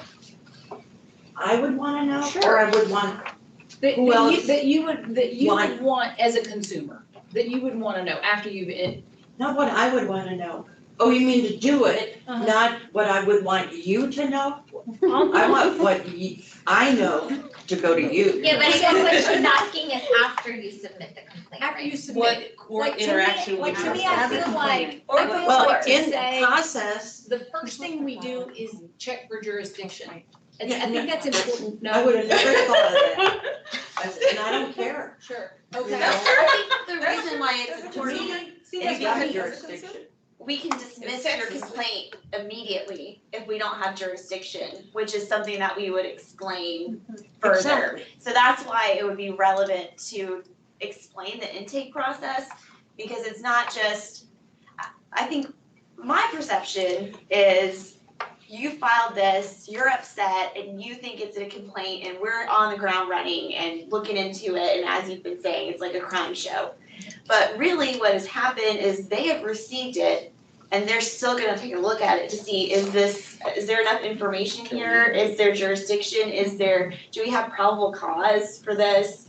Is this signed? Like, and then there's an opportunity to say, if you think there's more info that you need to give us to help prove that stuff, you need Now to do is it the right time. now. And do it this way, to this email. I mean, because So- we sometimes do go back to people, Right. right? We need more information, but the vast majority, this is it. Give Well, us everything you got. cannot use jurisdiction and probable cause Okay. with the common person. Okay, that's what I wanna know. That's- And that's probably a good point. complaint intake process. Yes, It should just say, your complaint process. yes. And I was thinking, I don't like the word you, because you are not in the complaint intake process, the complaint is. Right. You are pretty much done. Right. Okay. And that, yeah. But it is. Let's just put that. You This are is where done.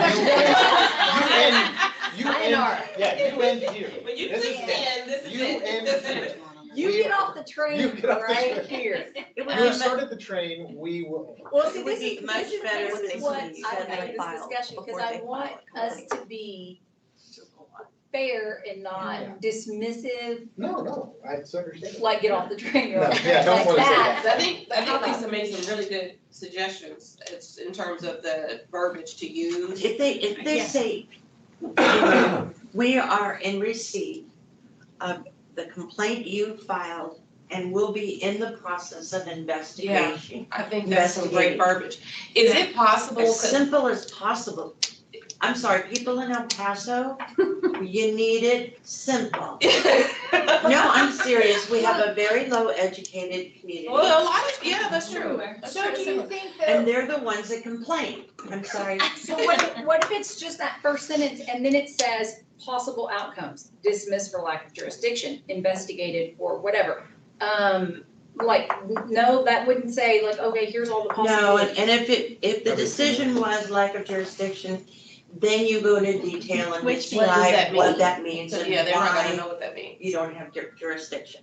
But leave that big wording out Yeah, I agree. because it scares people. I agree. I mean, I know what it means, but other people don't know. Is it possible for us to get a full copy of the verbiage that y'all wanna use?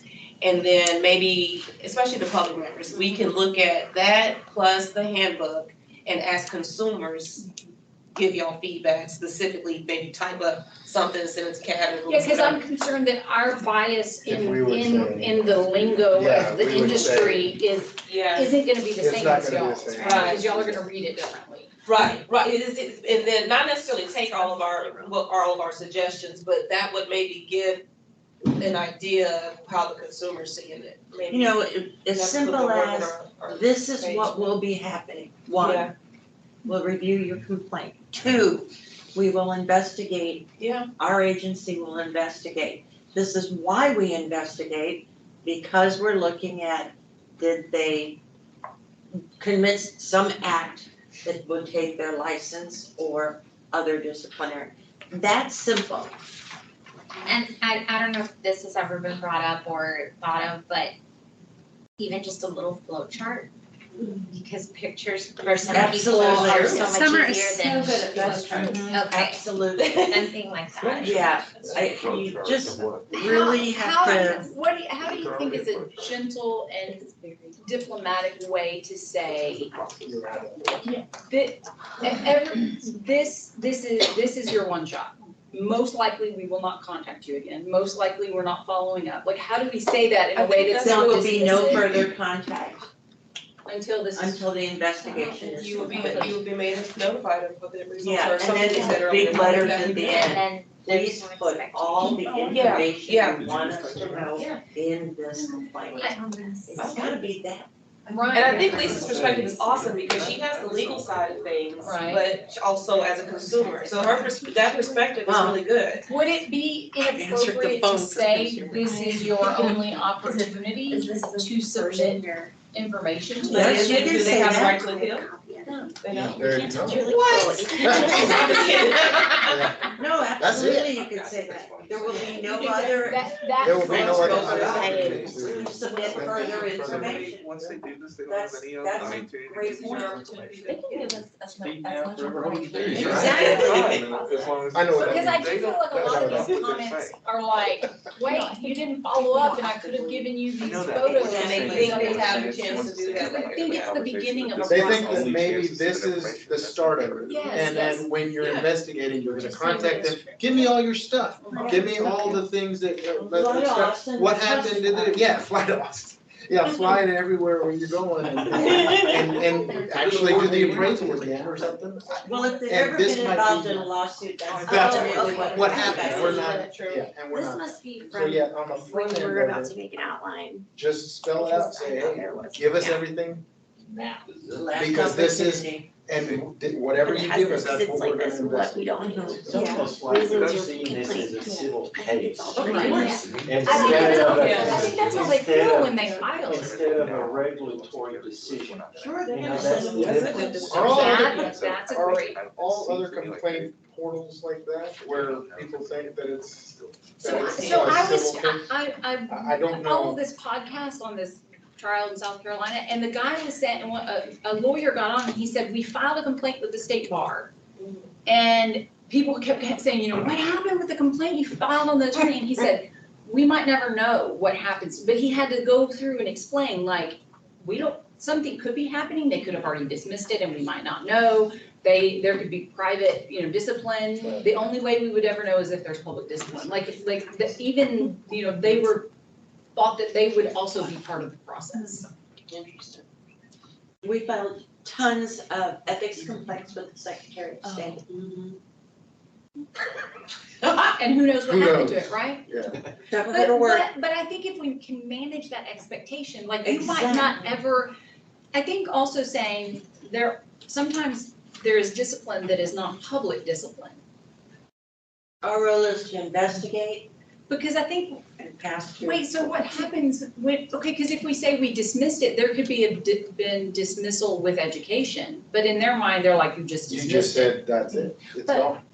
I think a lot of times they want things that we can't give them. Right. Like a refund or, so I think that's a big part of it, if we tell them like, we're not gonna reappraise, 'cause that's common. You will We're get not no gonna money back from refund- us. Yeah, we're Yeah. not gonna give you like your lock extension fee back, like, we're not gonna, Oh. we cannot do these things. Have you explored these avenues? Have you done the reconsideration of value process? Have you?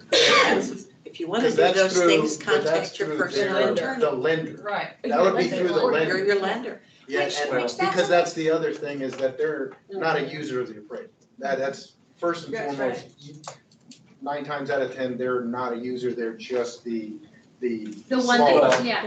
Yeah. Matters. The one, Yeah. yeah, okay, agreed. And Melissa, Absolutely. Melissa just went down the same trail I thought when we first started this, because in our home improvement program at the Veterans Land Board, we have the unfortunate situation where the contractor flies away, all right? And the poor veterans there, they're looking at our agency and we say, this privity of contract, we can't do anything about it, that was between you and the contractor. Right. In some way, they think we can shake out this magic dust and make them whole again, and we can't. Well, and that is, I mean, because Trek does have a recovery fund, don't they? Oh, Yeah, and so maybe that's why there is that expectation that they can come back and get Right. their fees Yeah, or which whatever. is not true. I mean, in order to get money out of the recovery fund, you have to have filed a lawsuit, Oh. an outcome in that lawsuit, be, not been able to collect damages from that lawsuit. That's a lot. It's like a fund of last resort. So have y'all ever given any dollars away from this? Millions every year. Yeah, and I bet it's still not enough. No. It doesn't cover everything that was in the lawsuit. That's the other thing, it should say, we are not able to reimburse you, cover your expenses, anything like that. We are simply going to investigate to see if the appraiser's license should be disciplined in some way. So then Something should it like be, that. so then should it say, here's what we can do and here's what we can't do? No, Or is that on is that in the overview handbook? that's a lot. That's a You know, lot of for one, flow you chart. know. And it's a lot of That's a lot of. wordage. If it's too much, people won't read it. No, Yeah, that's- yeah. We used to say, if you Absolutely. can't write a memo to a lawyer in one page, you're done. Yeah, well, They won't read the there's second no page. monetary return for this complaint, is really what it is, there's no monetary return. Yeah. Can we use the feedback from this conversation to just perfect our draft and then informally, we can bounce it off any one of you who wants to see it? And I you think can that's a great provide idea. your feedback. Absolutely. I think Teresa should write it. Okay. Well, But no, no, that's a great idea. And Yeah, there's, that's a so great there's Pretty two much points of written. communication, right? When they file the complaint, they get this, and then when it's resolved, whatever it is, there's another communication. So we wanna make sure that that one also, right, like explains it in a way that isn't leaving them, I mean, they're always gonna wonder, but Closes it. it's been dismissed and we can't disclose why it's been dismissed, like, or whatever it is that helps them to understand. Is that a privacy thing? Is that why we can't give them that result, obviously, so on most parts of it? Yeah, it is. This is what we said, this is what the complaint that this is the result of that complaint. This. While it's pending, they can't get it. No. Right, yeah, no, I You understand. can't send them a copy of the order. Well, so the process would be a PIA request. Yeah, that's what I said, public information that will be, So we we can can, get from I that. think Summer and I were talking through this, and there's like 3 big points of communication that we wanna work on, is like the website. Before you file a complaint, Right, right have here. you done these things? Right. And then when you file a complaint, you get the notice from us that like needs a lot of work, right? And so like, this is what you can expect. We're not gonna reach out to you, give us all the information now, those sorts of things. And then at the end, your case, this is the disposition of your case. If you want more information, this is who you contact to get it. Perfect. That's what should happen. And then as a small aside, I think there's some question over the validity of the surveys to this specific population. Because it seems that the results mirror almost exactly the outcomes. The outcome of the For sure. complaint. So, Yeah, I think we started surveying this group, at kind of a different time in our culture where there wasn't really trust between the board and staff in terms of what we were up to. And so I think that was kind of a form of receiving information for y'all, which is very helpful. I question it's whether the information is something that you can still utilize, but that's for y'all, really. Well, but I absolutely, when they say prove to me that the individual who came to my house was even a licensed appraiser, the fact that they have that expectation means that we failed. Yes. To me, that, yeah. Yeah, which is a communication, I mean, that, we can solve that. But this survey is, That helps you get, I see what you're saying. how else would we know that the majority of the consumers that are interfacing with our agency are That makes sense. left completely unsatisfied? So if we want to keep this survey, make these changes, these communication changes, keep the survey and see if the comments Change. change. Yeah. So then, Even if they have a negative comment, maybe it'll change. I don't like the outcome. I don't like the outcome, did but I know appreciate the why, communication or. or something. But I don't like also, how how that would we ever get feedback even from appraisers who have been through the process? Like that's very valuable to me because I don't, otherwise, I mean, we're on the PIC reviews and we see this side, but we never see somebody from the other side saying that I thought the process was fair, I thought the process was unfair. If they're all saying it's unfair, then we have to change something, right? So I get that surveys are usually people that are upset, but I but still if find it useful. if there's a reason for them, did you have a thought? Yeah, so well, when we look at the results of the survey, not everybody is disgruntled, right? No. A lot of the people who are happy are the appraisers Yeah. whose complaints have been dismissed. And so that reflects that in the open-ended comments of like the percentage of complaints that are dismissed and then all of the consumers who are mad about that because they don't know why. And so I think that this survey, as it's written, it has maybe run its course for what information we're asking for. One of the questions on it is how can we improve the complaint process? Well, you're giving us stuff that we're going to address through these communications things. Like, obviously, you don't know if we're gonna contact you. You don't know why things get dismissed. Like, those are things that we can fix. But then all that's left are these things that we can't address, like, why didn't you come back and look at my house for me? Or why didn't I get my money back? From things that we could never do anything about. So. And maybe those things you address in the handbook And of so, what you can and can't do. right, exactly, in these Yeah. other places, and just kind of hit them with that repetitively in all sorts of ways, as much as we possibly can. If we still want a survey, I think that we should sunset this survey as it is and do a new survey that is after we've implemented these changes to ask questions like, did you know what the process was?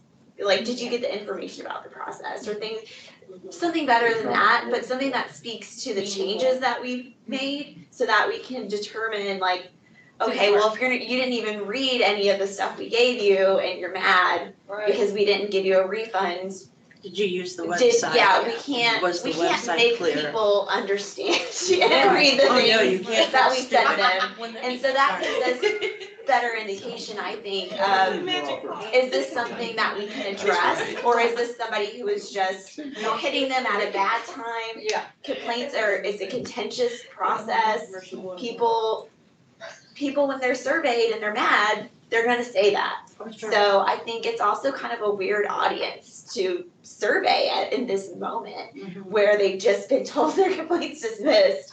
And if they have this lack of understanding, that could even happen, or why didn't you come interview me and put this guy on trial? I think, that's really skewing a But lot that's of- a good it's a crazy time to get that information, but it's very telling because it tells us they don't understand the process. So it is telling us something. So I think Yeah. I think to the point, like, we have the information now, we kind of know what we need to do, and it's about this communication at the front and during this complaint process and setting those expectations. So is there any I'm sure there's data about this out there, right? Like if the email to the survey or the link to the survey is not in the same email where we inform that that's been dismissed, maybe you instead say you will be receiving a link to a survey and it comes 2 days later. I mean, I don't, there's gotta be somebody who knows whether that means that more disgruntled people in the email, okay. Are you saying that it'll be a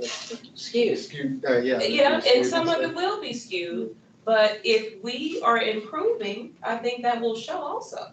If the consumer is feeling like their case was handled well, maybe they didn't get the result they wanted, but they felt like the person worked with them, or, well, because we don't communicate. Yeah. See, we're not gonna say that. But I do think if the comments are, y'all shouldn't have dismissed it was a good case, then that, Yeah. then I'm not, but if they're like, wait, why didn't you call me? Well, I thought I was gonna get a refund, those sorts of things. Which helped us to see we To have see. a communication issue. Those are more.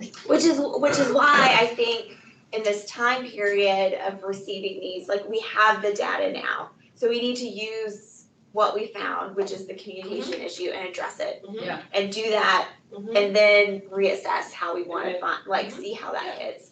Because otherwise, we're just gonna keep getting the same kind of stuff. I like your idea, sunset this particular survey, and now that we're making changes, we still do a survey, but just address the changes to make sure we're improving. I do think that we wanna see the questions Yeah, that's what I was that gonna are gonna say. be in the new survey, just because I think if this is information we as a board use to make, policy decisions, then I wanna make sure that we're asking the right questions so that we're getting the appropriate.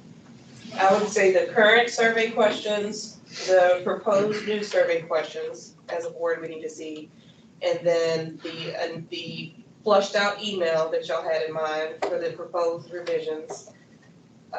Or the three, the before you file a Website, yeah, complaint, the- and once you file a complaint, and the. Yeah, and then the closure email, yeah. So we can really see all that collectively, what that communication looks like to that client, to that consumer. I think it'll be interesting to see too, if before you file a complaint, if we add more detail about just that really straightforward, we're not gonna get another appraisal done for you. Right. We don't get your money back. These are, yeah. And The things then that we also, like, cannot do. things that we can't do, it's not, your property value, we don't have any jurisdiction or a different, more friendly word than that. Yeah. And then, here are some options you could try instead, and then see if that cuts back even on some of the Right. complaints that get filed that you guys just have to dismiss because it wasn't clear at the outset. Somebody thinks like, oh, you're gonna help me lower, like, get the value that I wanted. Right. That's never gonna happen. We can do that there. Well, again, I think it goes back to, I think, first of all, because what I'm seeing now, looking at this closer, is the people that are disgruntled, they didn't like the outcome. They may not even understand the outcome. They may not even care to understand it. They just attack the first thing they know they didn't get, and that was any word from TALCB. Right. So somehow or another, you have to say, this is your chance to make your case known. After that, there's no more communication. We have to investigate the complaint. Communication, yeah. Yeah. But these complaints, I'm glad we got it, I'm glad we see this, because we do need to address them, we can't fix them all, but it's good to see this. I mean, look at this, there was zero response or communication. I never talked to anyone. Nobody called or emailed me. Would like updates. Nobody said anything. Not once did they ask me any questions. Like every one of them assumed that they were going to be Setting communicated. the right expectation, yeah. So it is skewed data, but it is data that can be useful, like you said, to help our communications improve, so. I think it was a good run on the survey. Now, yeah, and we're talking about the consumer here, and I know that's important, but I've had my ear full of appraisers on just like number 17 down here in all capital letters. Anyone can file a complaint and we are guilty until proven innocent. Well, That's how they feel. We just heard that. There was like 3 of them, like 6 months ago. Yeah. Y'all remember that? Yeah. Oh, yeah. And Yeah. I kind of felt for them a little bit, because I see what they're saying, but at the same rate, That is a good point to bring up, because these are business owners, it's their livelihood. And so that's also good information to consider. Well, when you deal with the public, that is something you have to take into consideration. Yep. That, you know, there's some loonies up there. I personally don't Want to know, Looney? Something Okay, so do we have a plan for how to, and I feel a little bit like this is micromanaging the wording that's going on, but I think it's important that interface with the public is just. That's our jobs, that's what we're supposed to do. Right. Yeah. I don't think it's micromanaging. And, So- well, I just wanna make sure that we are all in agreement on the tone of it. You know, like after I read this, I just wanna put on there, quit being ridiculous. And that's not the right tone. No, boss, that's not the Can we right just time. have a little short break so I can go? Oh, yeah, absolutely. You're being ridiculous. You know? Quit being ridiculous. But you will not be contacted. Okay. Yeah, that is it. So, But we have our marching orders on this. do we have a clear direction? Yes, Please so don't who should we work with? Mrs. Manners, you're gentle leader. How do you feel about sending the, like, communications, just for feedback? I mean, this is like informal feedback. To make sure we kind of got that to the public members in the chair. That gets us forward, so we don't have any sort of walking. That is fine. Oh, Is that okay? Yeah, we don't Yeah, have keep four us public legal. members? But wait, do we, No. We have three. we're three, okay, yeah, I was Right? thinking. I was like, yeah, it's. Just keep us legal, whatever that. But we don't Yeah, have that's response, fine. we just don't reply all. How? We do it. Yeah. She's a public There member, are- we there are got four. Yeah, we got four. Oh, yeah, we We do. have four. That's right, there are. Okay. Yeah. But I'm okay with that, I'm okay with it just being the four public members. That way it's not a quorum. But we also We don't need, want you. And then on this, well, No, no, I guess we would we- need Melissa's perspective. I feel like I was we have thinking the. Yeah, I'm not. Yeah, that's true, It is. that's true, I'm gonna, you're right. yeah, We're. my concern is the consumer. Yeah. Yeah. I'm not talking about the appraiser's responsibility, That's right, that's a you're right. different issue. Yep. I think the survey was a directive of the board members. And I think it's appropriate for the board to say what Oh, the information they want to survey. receive. So if we could probably, Yeah. do that one at the next board And- meeting, like bring to you the new survey. Okay. Yeah, because I think we want some time to implement some changes, and then that will help inform us of like, What okay, the what survey do we think we should be asking?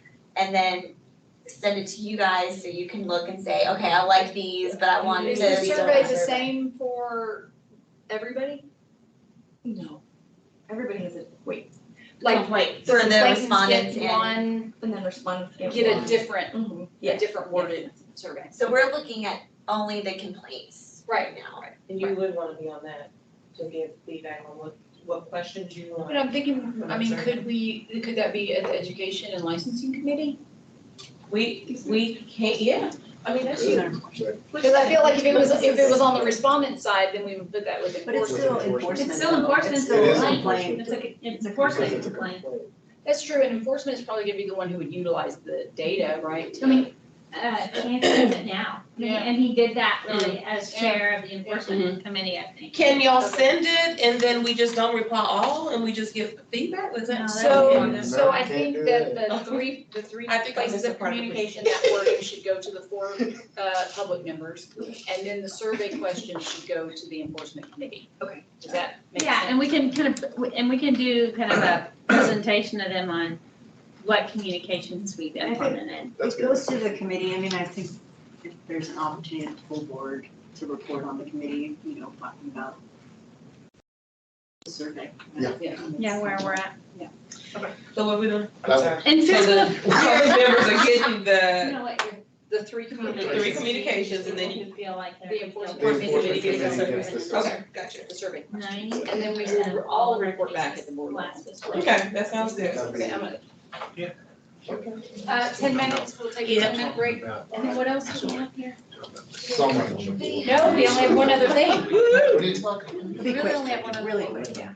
Oh, yeah. Those other two They said they were are. like guilty until. Quick, I've got a lot to say, Kat. Yeah. Oh, no. I don't think that, did y'all ever get the We lost exam? it before stuff. Okay, agenda item number 7 is discussion of the PIC training and PIC process. So all I had on the side, or if you had something, you had a whole lot you had to add on this item? I just wanted to kind of check in with everybody on how it was working, if it was working for, staff, if we felt like we needed to make any changes, if we needed to talk about any changes. Is it causing us to have longer turn times? Is the new process of us doing it on a less frequent, or, more rotating basis, is that helpful?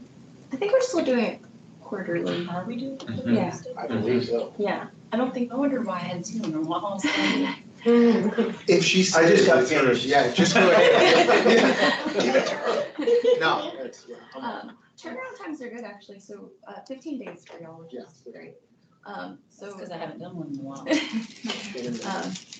And I think on the back end, once we get that, it gives us confidence to move forward in negotiations because we have like a clear bottom line of what we're gonna do, so that's helpful on that side. And it helps to get your feedback too, like when you guys say, give us more information on this piece or whatever, we take it into future investigation. Right. Does it help the board members when we get to board meetings to know that these have gone through PIC? I mean, I'm just, and I know I'm dating myself, it's going back to some previous times, but boy, sometimes an agreed order would be out there and the board would just drill in on it like nobody's business. I mean, just hard, about it, so. And are you saying that's when they were excluded from the process or in the process? Well, before the PIC process took place.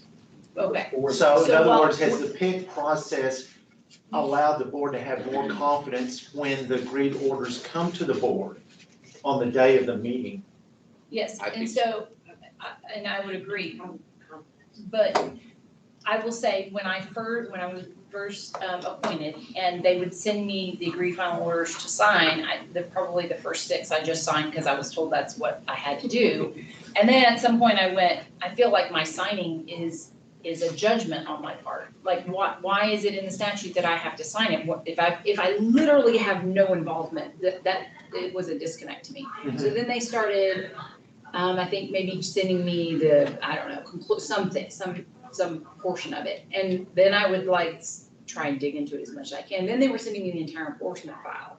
So then and now that I know it's been through PIC, it gives me all the confidence in the world that someone's already looked at this, that an appraiser has. It's been vetted. It's been vetted, and that we are aware of the process, so when appraisers come to us at, meetings out in the world, and they say this thing happened, we have more confidence that we actually know what's going on behind the scenes, right? Like before, because it was before, I had this complaint and staff did all this, and we were just like, I don't know. I mean, I don't, is that a prevailing problem? Is that a one-off kind of thing? Like not having any idea what was going on. So to me, it's definitely helpful to know that it's been. Good, because that was hopefully the outcome of my question that I wanted to hear. Because again, in previous boards, there seemed to be an idea that there was a disparity between the agreed orders, but I think since PIC has come through and we're doing it, it's stabilized. I have more confidence in it. I don't feel like I have to read in great detail every agreed order. Because it's already been in place. gone through. Because it's already been vetted, yeah, it's been vetted by the board, a board or some of the board. Right. And I will have to say this, now this is my own personal thing, but you and I, that was my first time when I first came on the board. You and I were team members on that. And I will say, for the investigator, some of these are very hard. Oh my gosh, that was Very so hard. much engraved. When the first complaints in the early days of the board came, they were open, shut, black and white. You messed up, that kind of thing. But as we've transcended over time, the complexities of the market have grown more, and sometimes I've struggled myself. Yeah, that hard one, we were both like. Ugh. Yeah. Yeah. So I just put that out there. I understand what the investigators are going through too by going through these. We have so many conversations about this, so we do attorney and investigator meetings where we share cases and we get everybody's perspective on the difficult ones. Oh, good. And so anytime you guys give us feedback, we take it to that meeting and we say, this is what the PIC said, how do we figure this out. Fantastic. Yeah, and I've even noticed through the process that the information that the investigators are giving us has changed based on our feedback on the things that, we really focus on. So that's been super helpful. Any other, Martha Gale and Chance aren't here, so that's two of our. That's true. That's half of our. Are you still okay with the rotational basis or what it's on? Well, I haven't had any for a while, So, yeah, she's great. She's doing great. I don't know I what still you would like paying for them- anybody, I but. still would like for them to be 1 or 2 at a time instead of 6 in 2 weeks or something, but Well, I guess I lost on that. timing wise, yeah, it just depends on when, I just know when I'm in the rotation and stuff, it's very nice to know. Yeah. So knowing that ahead of time, hey, this is your quarter here, it gives me the mentality of, okay, I'm gonna have to do these, if it's on a weekend, if it's on at night, whatever. Yeah. It gives me a timing issue. Yeah, that's just the obligation that the PIC process makes, so I'm fine with it. So if you ever needed a review, I know absolutely nothing else, just the one. Excellent. Excellent, gotcha. Now, is there anything that That- y'all that I have don't- done differently? Well, and I think also after I've had more confidence, the first ones I did, I'm a reviewer appraiser, right? So I'm like looking at interior photos of the house. I just can't, because I can't make a judgment without that information. That's just I can't do that. And so maybe it will be easier for me now that we've gone through it and we sort of have a rapport with investigative staff. They know what we're looking for. They know how they're summarizing it in a different way now. So I think maybe it will be easier going forward. I don't know if you've seen the ones where we started doing the attachments, because we're like, okay, Sarah's gonna look at the interiors, let's put the MLS in here, I don't know if you've seen any of those yet. I know. I haven't. Yeah. Isn't it? Yeah. But, Yeah, because before it'd be in the investigative file, they said something, and I'm like, where did they say that? I gotta go open all the documents to find it, because is that, what exactly did they say? So yeah, now anytime we mention anything like that, we link to it, so if you click it, it goes to it's a lot more user friendly. You don't have to search for it. But how much time is that taking on? So what we do now is the investigators will make an evidence folder, and so if they're already looking at it and they're gonna mention it in their report, they pull it in, and so we just combine it. Okay. Yeah, it looked like to me, they're building the electronic files as they do As the they go. investigation. Yeah. So then all It's they do very- is just put it over to us, yeah. Yeah, because it is helpful, here's your whole work file, but here are the things that, these are the documents that we relied on. These other ones we didn't find anything, right? Yeah. Okay, so that's Yeah. good. Okay, well, I'll ask Chance and Martha Gale if they have any other feedback, and then otherwise we'll just keep on keeping on. Yeah. Okay. She's next on rotation. Yeah, who's next quarter? Next Who's this quarter, who's next quarter? You're this quarter? Yeah, I haven't done one in so long. I actually think Chance is one of the members on the next, let's see. You gotta get them before, gotta get them before. I think Martha Gale finished. Depends on the file. It really depends on the Oh. complaint file. You and Chance. No. You're the lucky one. You know what? They took me out of rotation because they were like, she's making our days. Hey, if that was the case, I should have done it. Well, what- Yes, I could've done every this my little quarter. bitty It's thing. every quarter. That's like she's the boss. Mark's like, concur.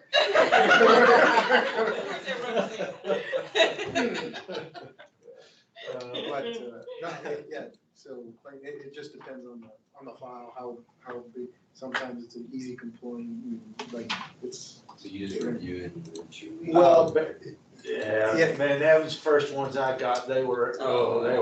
They were slog, but once you started kind of finding out how the investigator goes through their process and stuff, you kind of do the same, because for me, what I do is I look at the report first without looking at the complaint first. That's what I would do as a reviewer to begin with, without even knowing, and so that kind of puts it in my mind. That's how I didn't know I was doing a workshop. I look at the report and I look, okay, I'm gonna look at an appraiser as a reviewer slash, consumer, whatever, just a lay person just looking at it. Does it just generally look like it's a? There are times where I'm looking at it and like there's something up here in this area here, or in this part, where, yeah, it's some sort of adjustment or something like that that's kind of off, and it just red flag, okay, boom, that. And then I look at the complaint, and then I look at the notes and all that stuff, and then I say, okay, well that's kind of where the complaint. Or it was just totally different, I'm like, I did not see that at all, or something like, okay, now let me hone in on this and see that. So it just depends on how big, how complex the property is and the complaint. I will say it would be helpful in the new format, it might be different, but so the consumer says all the comps were terrible and then you go through all the iterations of the report and you realize that they've already said that to the appraiser and the appraiser answered it in one of the second or third revised reports. And they adequately explained it, and that's where you're kind of getting a lot of the feedback or the response or the explanation. So is the complaint made after, I guess, when they go because a lot of these are having the what's it called, the reconsideration of value, right. And so they go back to the bank. They say, hey, and then the bank will ask for, and then that'll be, as you said, they'll answer those questions on the. Right, but the consumer still doesn't like the answer because it's, yeah. And so, yeah, it was explained, but, that's kind of. And sometimes they're good explanations. Oh, yeah, no, and I've read some really good ones. Yeah. And, okay, well, they understand their market. I can tell that this person knows the market and knows why they went out. Now, as I say, I've always got, if you're going out of the way of normal appraisal procedure, you've got to explain. Like, there is no ifs, ands, or buts about it. If you're going out of the neighborhood, it just seems like the thing that is home is. Well, and if you didn't explain it the first time, then surely by the reviewer or even the reconsideration or something, you've explained. There was something, Well, you have to. The one thing that still troubles me, and that's why I say I'm not qualified to do residential appraisals, is because, and I said it earlier, but I'll say it again, there's an appraisal done by an appraiser in a small community, and they appraise a house, and then they go outside the neighborhood to find these sales. The complaint comes in, usually by a regulatory or a federal regulatory body that says, John Doe didn't use this sale right in the neighborhood. We believe that they were just chasing the contract. But before I read the complaint, I'm like, I read the appraisal, and then they said, these are the best comparables they are. This is an older house, it's been remodeled in this neighborhood, and it's comparable with these outside the neighborhood. But again, they didn't like it. And then we come back and we say, well, yeah, there was this house next door they didn't use, they should have used it. Well, Then you gotta now I'm look at the interior struggling. photos. Yeah. Well, that's right. And a lot, unless you have it on MLS, you don't know what the inside of those comps look like. They don't. Right. And MLS used to not carry the interior. The only interior you ever saw was what you appraised.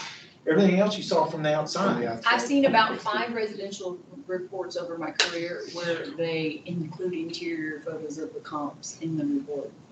I mean, they're usually high end, obviously, but Yeah. yeah. But anyway, those are the ones I struggle mightily with.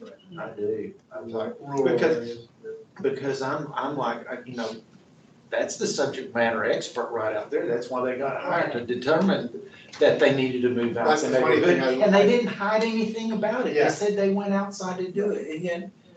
But that's they are HUD, that's a automatic red flag no matter what. That's gotta change. That's gotta change, and if this economy gets worse like it might, you may be going to Midland to get a sale, just so you can have a sale. No offense. I'll have to do an explanation on that one, I'm sure. But yes. Probably doing fine. It Over there, actually Midland. is. Yeah, that one actually is doing fine. Well, I don't know, let's see. A lot of Midland's good now. honey buns and Mountain Dew, but hey, Mountain's doing all right, doing all right.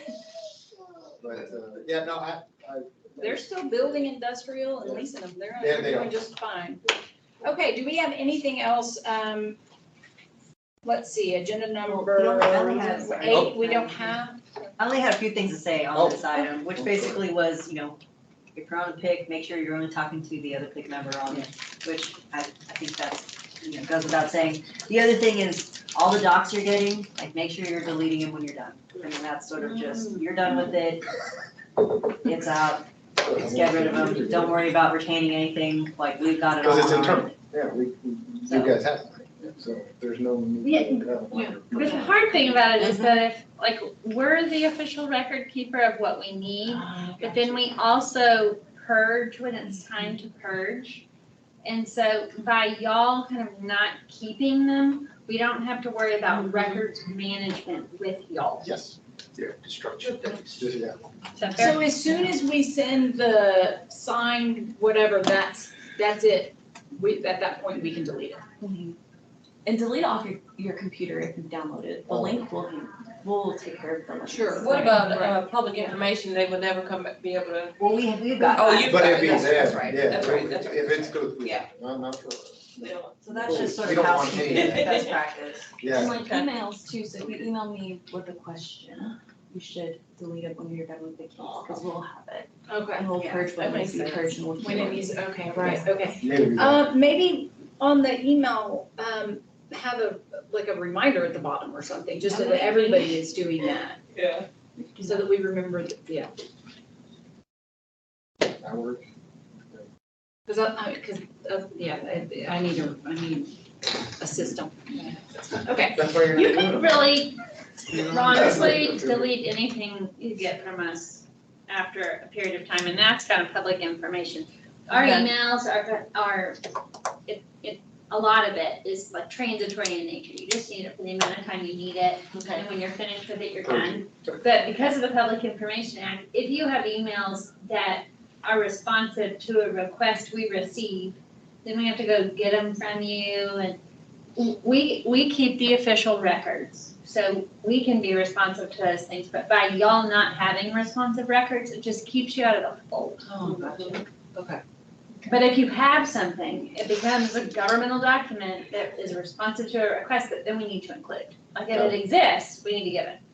If it's deleted, you're good. Yeah.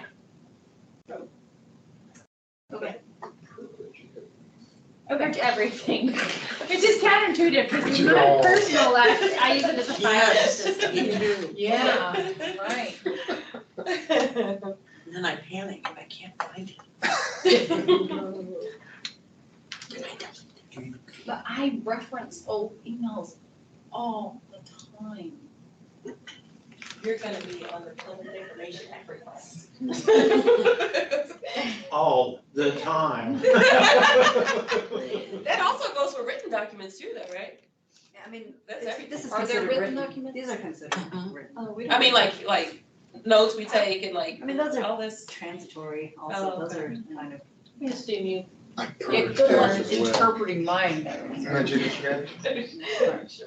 Okay, we do, on agenda item number 8, they haven't released those exposure drafts, so we can't do that item.